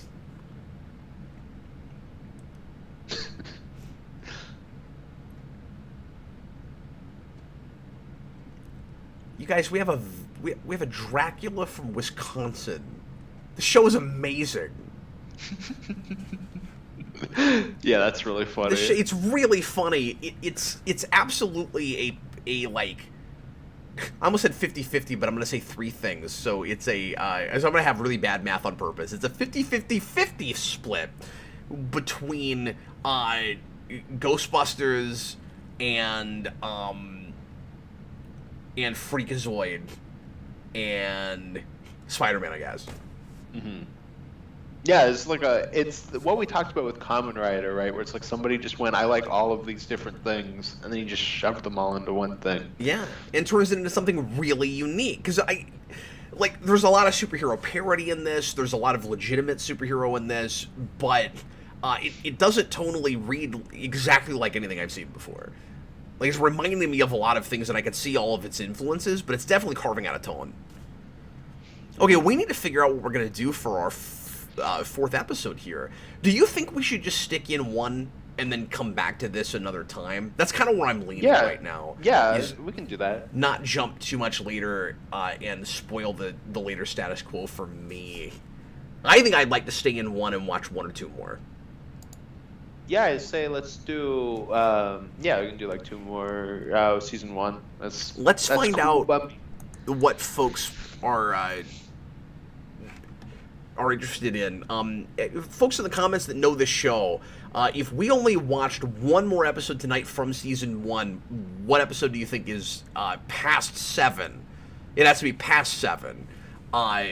Your favorite or the best episode of the season. Let's get some suggestions from folks before we pick. Blue Dragon 5 says Public Enemies is a great episode. That's 15. John Pike says go with 9, which is called My Brother's Keeper. John Kelling seconds Public Enemies. Josh seconds episode 9. I was in season 2. I went too far ahead. Oh yeah, we're not doing that. And Robert Gosh, Wild dang says... it, don't you know? Okay, now we're getting lots of things. 8, 11... Well, I'll let you pick since you've seen the show. Getting a lot of suggestions. What are my options? They're all in the comments there. 9, 9, 8, 11... 11, 10... 9, okay. Shades of Grey is episode 10. It's always fun when there's a good episode of something called Shades of Grey, because it's one of the worst episodes of TNG. Okay, so we got It was a clip show. I'm sorry, what? Oh God. I found out the other day that 60 Spider-Man ends on a clip show, and I was like, oh no. Okay, so we got episode 8. Danny thinks he's going to cause his parents to split up. Episode 9. Jazz has noticed a change in Danny ever since the accident in the lab. Oh, okay, so that's the one where she finds out. We were told about that earlier. What is Shades of Grey, out of curiosity? Ghosts destroy a student's life and popularity in school. Okay. And episode 11 is Danny and Sam find their platonic relationship turned forcibly romantic. Oh, let's avoid that if we can. I can't believe that one's not called Prisoners of Love. There's a lot of love going on. Yeah, clearly. All right, what do you think? I'm cool with whatever you want to do. What is 15 about? 15. The cat is out of the bag. Amity Park learns about the ghost kid. Oh. So that must be when like everybody's like, oh, like there's this superhero running around. Let's watch that one. Okie dokie. That sounds cool. Okay, so we're going to watch 15, Public Enemies. That was the synopsis I feel most intrigued by. So I'm going to watch that one. Sorry, what did you say the title was? Oh, the title is... Sorry. I was already starting to click it. No, it left the whole thing. I hate you, Paramount Plus. I hate you, hate you, hate you. You know what you should have done, Paramount Plus? You should have gotten the Paramount part right first before you added things. Public Enemies. Oh, no, that was... Okay, we're on a part where it's swapped again. Oh, okay, okay. For me, that's 14, and Fright Night is 15. The one you're asking about, Public Enemies, says Jazz falls for a ghost boy, Johnny 13, who has the power to cast bad luck for everyone. Okay. I think that's one of the villains somebody mentioned, too. Oh, okay. What is the name, though, of the one where you said everybody finds out about the That's Fright Night. The ghost stuff? Because that was the one that seemed most interesting to me, but I don't think that's one anybody asked about. Oh, John Kelling did. Okay, and actually a couple people asked for that one. Let's do that one, because that's the one that sounded most interesting to me. Let's do Fright Night. Okey-dokey. 13. And I may have to call it... I may have to call it a night after that.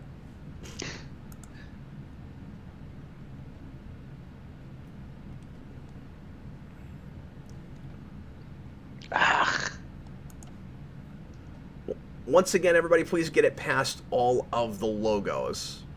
So it's Fright Night. We're doing 13 according to Paramount Plus. People are saying Public Enemy is... This is just what Amazon says for me. That's what I'm reading off of. If that's so Amazon's got the wrong synopses for episode titles? Apparently, because they did the same thing with 2 and 3, where the synopses were also wrong. So Public Enemies is the one we won. Okay. Cool. 15 on Paramount Plus, it's Public Enemies. Don't blame me, folks. Blame. Well, the good news is both of those were episodes people asked for, so whichever one we get into is probably a decent one anyway. Yeah, absolutely. Why do you do this? All right, past the logos. What do you keep reacting to? What's going on? When it starts, it's like it keeps going to subtitles. So every time I try to pause, it just turns subtitles on. It's really annoying. Yeah, thanks, guys. We've got it now. We're into Public Enemies. I'm on timestamp 9. John just told you to get it together, Austin. Well, it's Canadian Amazon. Plus, every time I have to sit through this show is rated C8. It is okay for anybody over the age of 8. Get the babies out of the room. Get the babies out of the room. There's carbon monoxide in there. It's fine for teenagers and adults, but not small children or elderly senile folks. If your baby's huffing gas, he's really all wet. Okay, A, what is that a quote from? Because there's no way you just made that up. Well, I like made up the start of it. The he's really all wet thing is from the Sonic show where it does like the PSA. Okay, that explains my second part, because the second thing was going to be, why does it sound like you're Sonic the Hedgehog? Yeah, because there's like one where he's talking about how like you shouldn't climb into a washing machine. That's the PSA, and he's just like, whoa, this show is inappropriate for children under 8. But there's the part where he's just like, every now and then, some ignorant kid thinks it's smart to jump into a washing machine. If you think it's okay to get into a washing machine, you're really all wet. Oh yeah, you told me about that. I love the idea of Sonic talking about ignorant children. Well, okay, here's what's great about that. I'm sorry, we will totally watch this. You know what that has to be? Tell me if I'm wrong. It's Sonic, right? It's like if Superman told you not to put on a cape and jump off a roof. You get in a dryer or a washing machine because you're trying to do the Sonic spin. That's what it is. That's pretty great. Don't try this. Whoa! Don't try this at home, kid. You're right. It is easier to get in that voice if you say "whoa" first. Yeah, because you have to start with dialogue. It's whoa. But like, if I start without the whoa, I'm like halfway there. But if I start with whoa, I got it, 100%. Yeah, that's why. And then after that, you're like, whoa, we're halfway there. Whoa, we're living on a prayer. Tails. Because there's like 3 lines that are like my go-to Sonic things. It's like, whoa, Tails. Whoa, Tails, we're living on a prayer. Tails, get out of my washing machine. You're really all wet. Every now and then, Tails is really ignorant. Tails says some things that sound a lot like racist propaganda. Oh my god, John Pike. I wonder if he realizes the connotations of his words. Do you know about the Pingas thing? No, what is that? So there's a part where there's like a character walking around and the line for Eggman is he's supposed to turn and go, snooping as usual, I see. But the voice direction is so bad that he turns and he goes, snooping as usual. The sweet spot with those games is the crappy writing with the crappy voiceover, because you know my favorite. I have to bring it up every time. Sonic Heroes, Tails. Oh, look at all those Eggman's robots! Look at all those Eggman's robots. They're snooping as usual. Whoa! Robert Wild, you'd obviously go in a dryer to spin like Sonic. Yeah, but is that a coincidence? It's because it's spinning. I guess that is true, because it is like that way. It's got. I know. Yeah, and like I had that thought, but I'm like, there's no way that it's not Sonic talking about that because you're spinning in some capacity. I hope there's one where he's just like, every now and then, some ignorant child thinks it's a good idea to eat glue. If you eat glue, you're really stuck. Okay, that has nothing to do with being Sonic. I cannot figure out if your if your chili dog is filled with glue, you should put that down immediately. Okay. I just love that they're like, okay, what should we do for a PSA? Oh, climb into a washing machine. Okay. Let's go ahead and watch this next episode, folks. Here we go. Probably the last one for this evening. Public Enemies, and then we'll do a round 2 of this at some point. Yeah, sure. Austin, are you ready, sir? I'm ready. Everybody pass all the logos. Ask for a timestamp if you need one. It's episode 15 according to Paramount Plus, Public Enemies, and get ready to press play when I say now. Here we go. Everybody please press play right now. Woo! Oh, we're in the ghost world. Oh.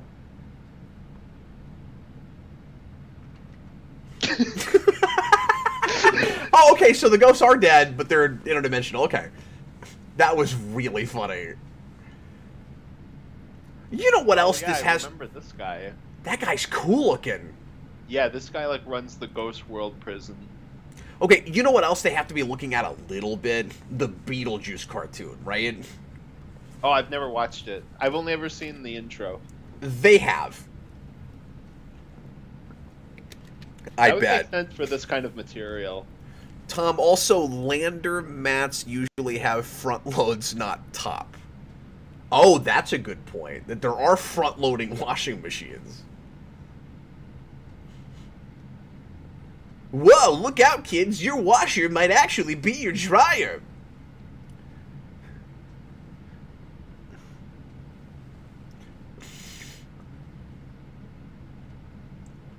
I need toys of everything in this show.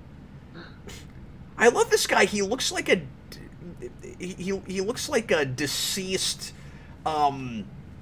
Dick Tracy villain. Oh, true, yeah.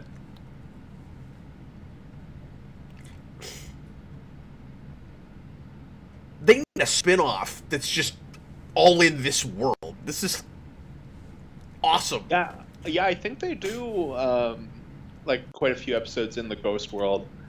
There's also, I wanted to bring this up to you, Cap. Rich Evans, I think it's funny. He mentions this in their review of Ready Player One. That really? That premise is in the show first. No way. Is it really? Yeah, because Rich is like, there was this cartoon in the 2000s. I don't remember what it is, but it like did this, and then it shows footage of Danny Phantom because I obviously figured it out while editing. Wow.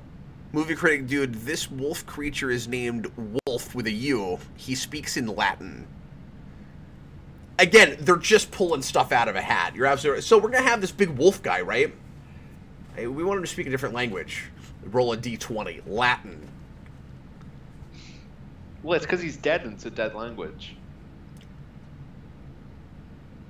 I feel really dumb. And jokes are always funnier when you explain them. Well, I just pulled that out of my mouth. There is no such thing as a coincidence in this show. That's what we've learned. Once again, these great comic covers. And I love that we're leaning into the comic thing. Because this is not, of course, a direct adaptation of a comic book, but they love that stuff. But it's also not just superhero comic. Mm-hmm. It's a superhero show where one of its main ECW influences is horror comics. I'm sorry, what? No, like you said, there's some ECW in there. It's a love letter to everything.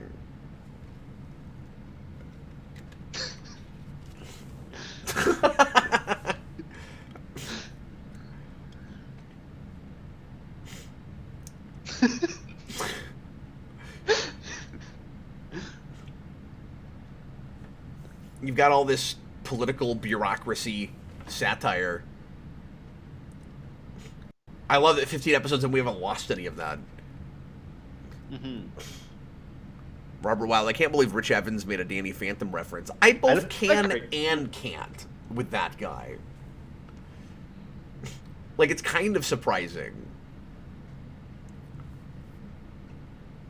But then he's like a geek's geek, that guy. Yeah, that is true.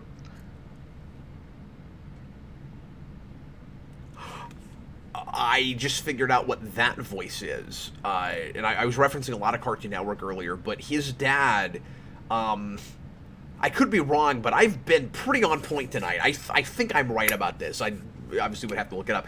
I think he is Major Glory in Dexter's Laboratory et al. They have like a fake Justice League in that show. Oh, okay. Pretty sure that's who that is. If the dad is the dad from Fairly Odd Parents, which is also a man, I've never seen that. Show. That's a Cartoon Network thing, right? No, it's an YTV. Nickelodeon. Sorry. That doesn't mean anything to me. Yeah. Oh. It's the same creator as the show. Oh, okay, okay. If it's that same actor, he's also a big part of the PS1 Spider-Man game. Oh, interesting. Yeah, because he's like Venom and Mysterio. Oh, but I guess I didn't realize it was Rob Paulson. Okay, but Paulson's everything. Paulson's weird because he's both really good and not good at all at voice modulation. Like, sometimes, somehow I can't tell it's him, but then once you tell me, it's like, well, that obviously that's him. Like, how did I not know that? Like... Oh, yeah. Well, and there's some voice actors where it's like, you can always tell it's them, like John DiMaggio, but John DiMaggio's also awesome. Oh, and of course he has to have an obligatory, obvious ghost sense because he's so clearly Spider-Man that they hilariously lean into it and make fun of themselves because he just said, like, my ghost sense is going crazy. Like, they're not even trying to hide. They just rip off stuff from things. And that makes it funnier. That's great. I also think it's really funny that his friend was like, was it Tucker? I think it was Tucker. Was like, oh, hey, you can't ghost in here because there's too many people around. Their other friend is not there right now, so they couldn't both stand in front of him. So that he could dance. So good! That? No, that's pretty fun.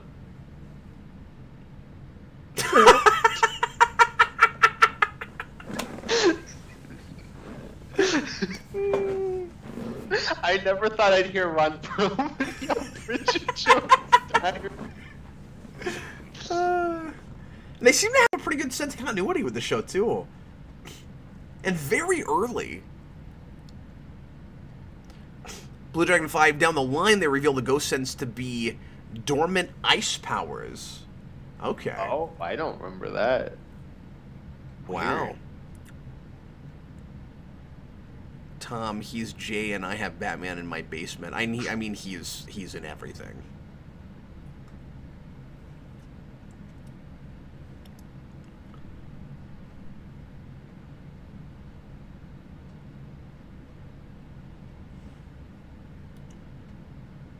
Oh my god, she just said Ghost-Gateer.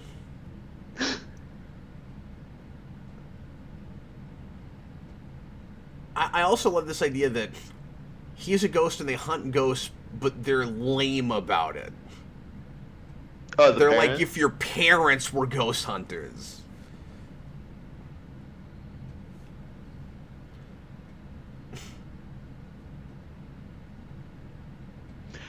No, the parents are like worse than the Ghostbusters in terms of being like schlubby, like losers. Yeah. But they're not self-aware about it at all. And the Ghostbusters absolutely are. No, because they think they're like the most awesome thing ever. At least the dad does. No, this is fun because they think they're superheroes. Yeah. And their son is a superhero that is the thing that they're hunting. And they think that they're all the bad guys and they're the heroes hunting them. Again, just inherently a good dramatic situation. And ironic and fun. And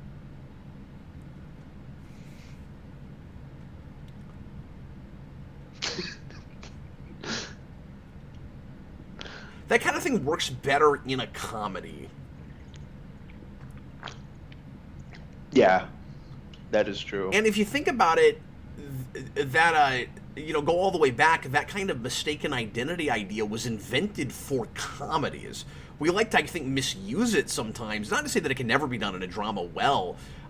We use it as a crutch in a lot of bad TV shows. I always go to CW, but just, bad TV shows in general.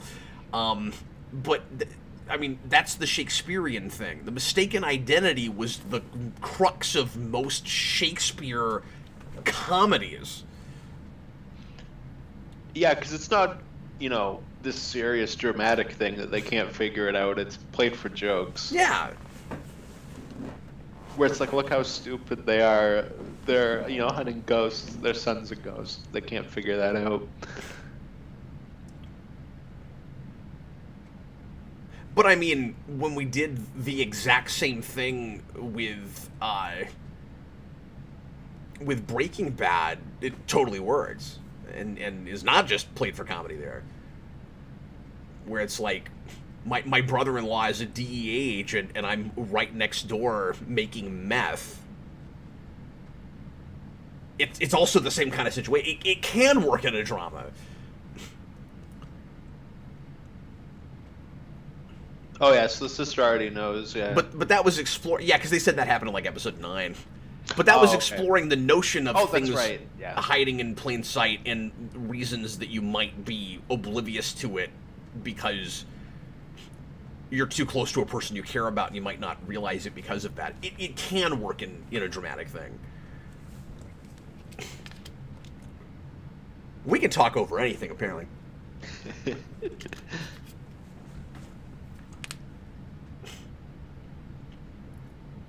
I'm fuzzy on why it's important that you say certain things when you do power stuff. You know, it's not like calling a Zord with a morphin grid or something. Why does he have just like a thing. fig leaves in his hair?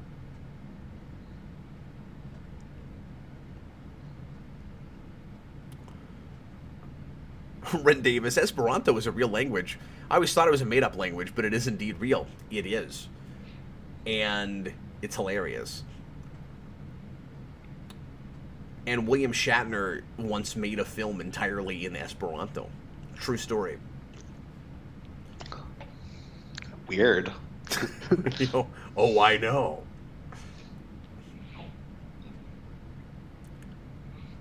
Did I talk over? Did Esperanto come up in this episode? Oh, he's doing it. That's hilarious. This is exactly the kind of show that I would expect to make fun of Esperanto, by the way. That's almost a given at this point, now that I understand what the show is about.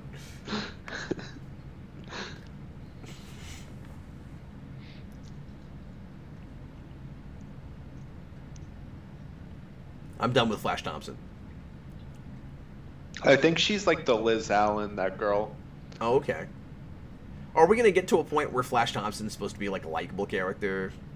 Are they going to evolve this relationship? Oh, he just got possessed, that's why.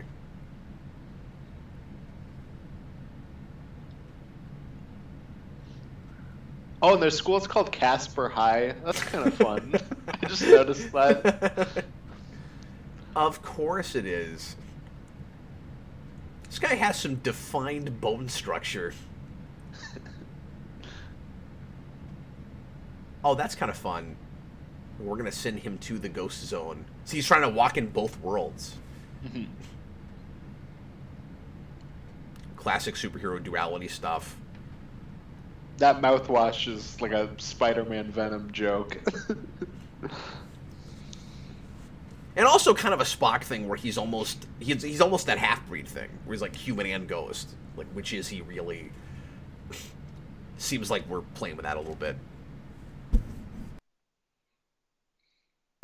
Daniel Davis, Dash gets a spotlight episode, but otherwise mostly as a bully, though there is some development. Oh, his name is Dash?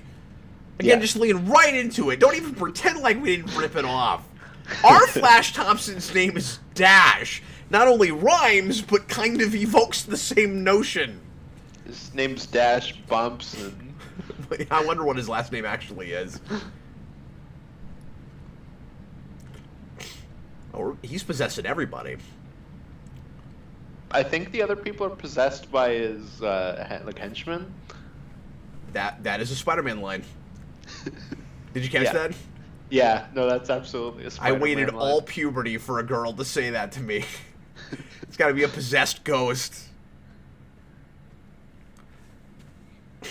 Except Spider-Man would be, but now it's a rhino.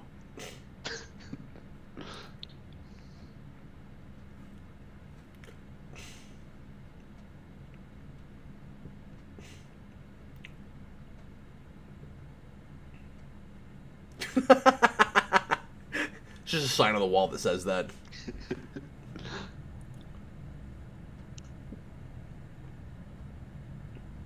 There's maybe a little bit of an homage on the outside of their place to the Ghostbusters firehouse, too. No, it's got that kind of look. Dash's last name is Baxter. Okay. Well, Stockman. It's two syllables, but it's not rhyming like Dash. Ren Davis, Paulina is his crush. Oh, okay. Mm-hmm. Yeah, she's the You said like a Liz Liz Allen Allen. type, yeah. Yeah. I love this villain's design, man. No, It it's might cool. it might be my favorite of the ones we've seen so far, although the Dracula guy is a close second. I mean, that is obviously a really cool design. Yeah, and you should see the I think it's Ember. It's like the rocker girl villain. That's another big villain that's popular on the show. Okay. Yeah, you mentioned that earlier. We were texting back and forth. You're like, somebody probably wants an Ember episode, right? I was like, I don't know anything about the show. I don't know what we're talking about. What's an Ember? Yeah, she's got like fire hair and she's got like a big electric guitar.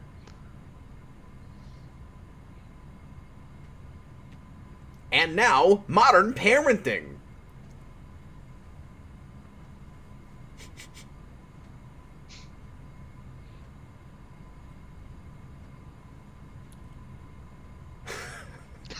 What is that gonna do? Oh, that's wonderful. It's so good. Yeah, it is just the Ghostbusters firehouse. Tom says that's the love episode. Oh, and Ember's Tara Strong. Of course it is. Of course she's in the show. course. She's got to be. Well, she's the main character in Fairly Odd Parents. Okay. I love Tara Strong.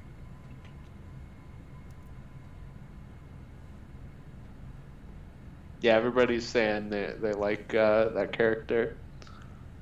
We'll make sure and get one of those in next time we do the show.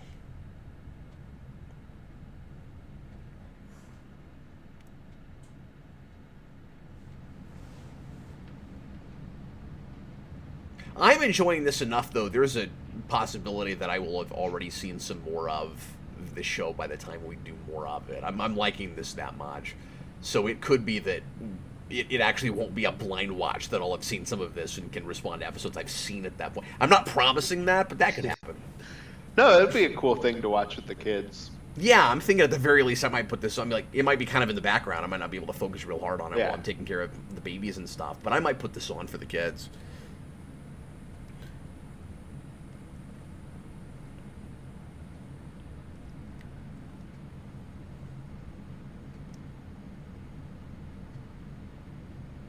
Oh, man.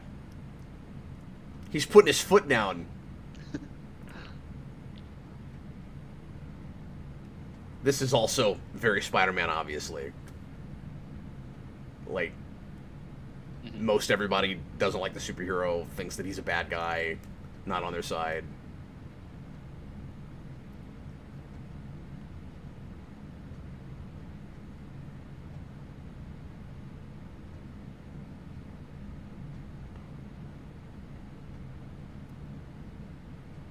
What's amusing is his parents could very easily be his Jameson after this. Yeah, where they're the ones that are like, you know, this guy's a bad guy. We Yeah. gotta go get him. And I think there's some of that.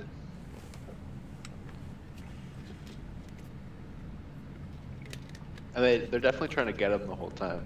It's nice that they're willing to shift status quo slightly like that.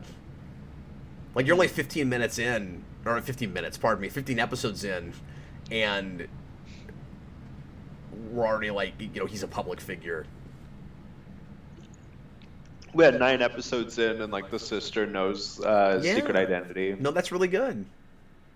Well, let me ask, because I mean, we've only watched a few of these. So is the idea that nobody understood that ghosts were a thing, or did they not even somehow realize he was around? Was he like urban legend territory before this, or like he was around, right? Like people saw him, or was he just? Yeah, I guess it would be more like the urban legend thing. I also don't think ghosts were common knowledge.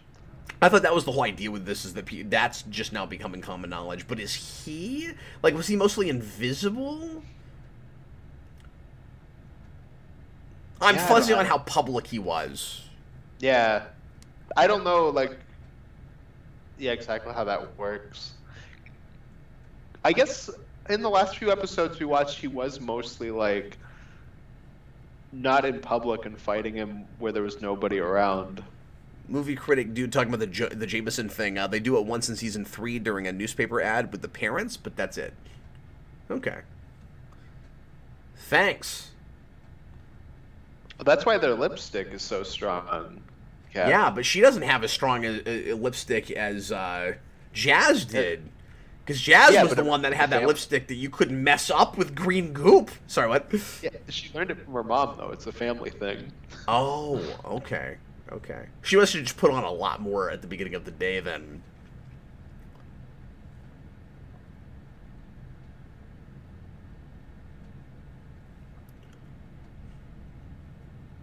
Oh my god.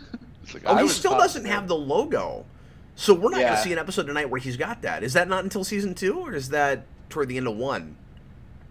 Yeah, I'm not entirely sure. Somebody will tell us.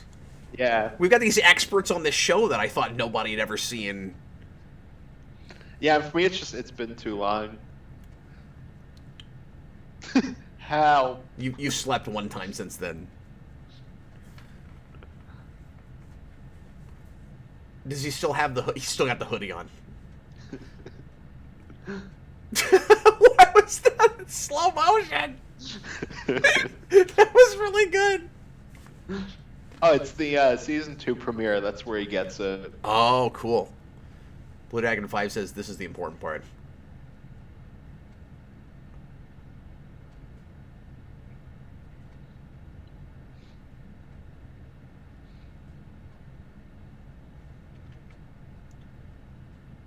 Oh, man.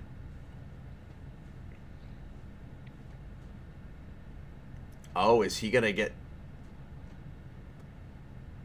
Oh, I guess not.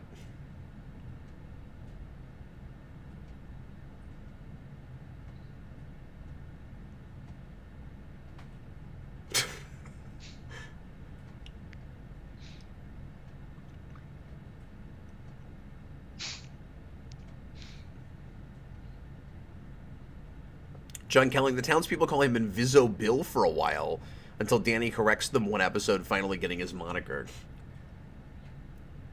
And of course, they're tight enough with continuity that I'm sure they stick with that and don't forget they did it. Mm-hmm. When I remember the Ghost Kid thing sticks around for a while. Okay. CW Like watched the this and they were Hood? like, every hero should have this. That's just where I was going.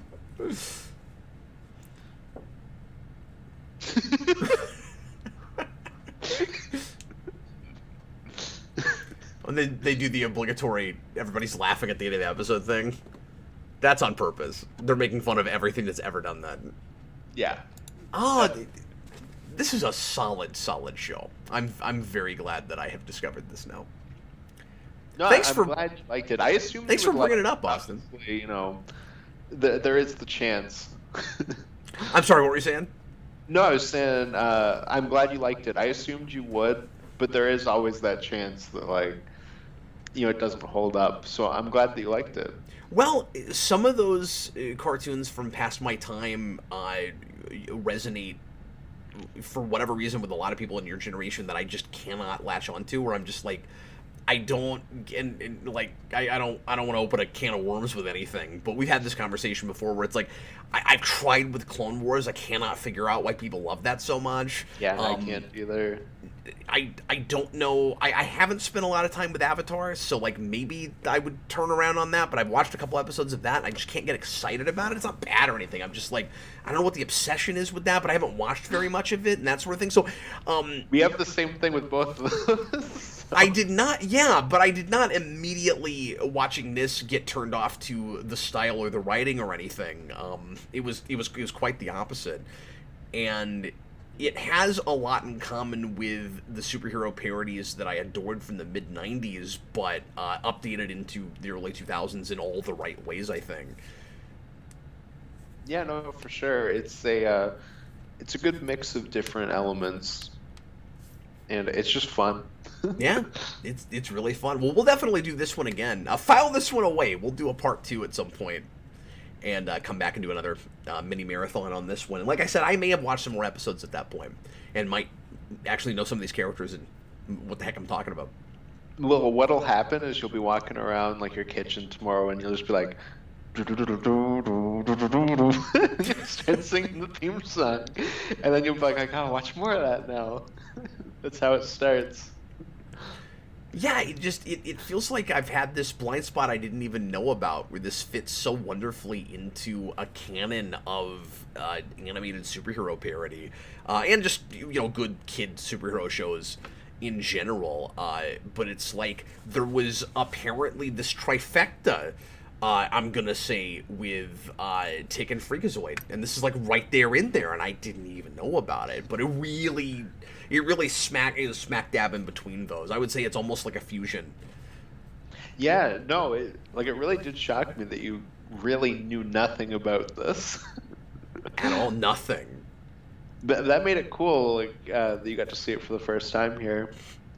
Thanks to everybody in the comments that gave us a lot of information and suggested episodes, and we did all of this on the fly. We didn't have an episode list or anything, and you guys, as always, really came together and helped us make it a really fun time, so thanks a ton. I will be, quick plug, tomorrow night I'm going to be doing a game stream that I will probably simulcast between YouNow and YouTube, so you will probably be able to just, I say probably, I'll just simulcast it, so you will be able to watch it on YouTube if you don't want to go to YouNow. I'm trying to start to build a following over there and see if I can find some new blood over there to come check out our channel. I was offered a partnership there recently, so I wanted to try out that platform and see if there's any geeky folks over there that might be interested in what we're doing.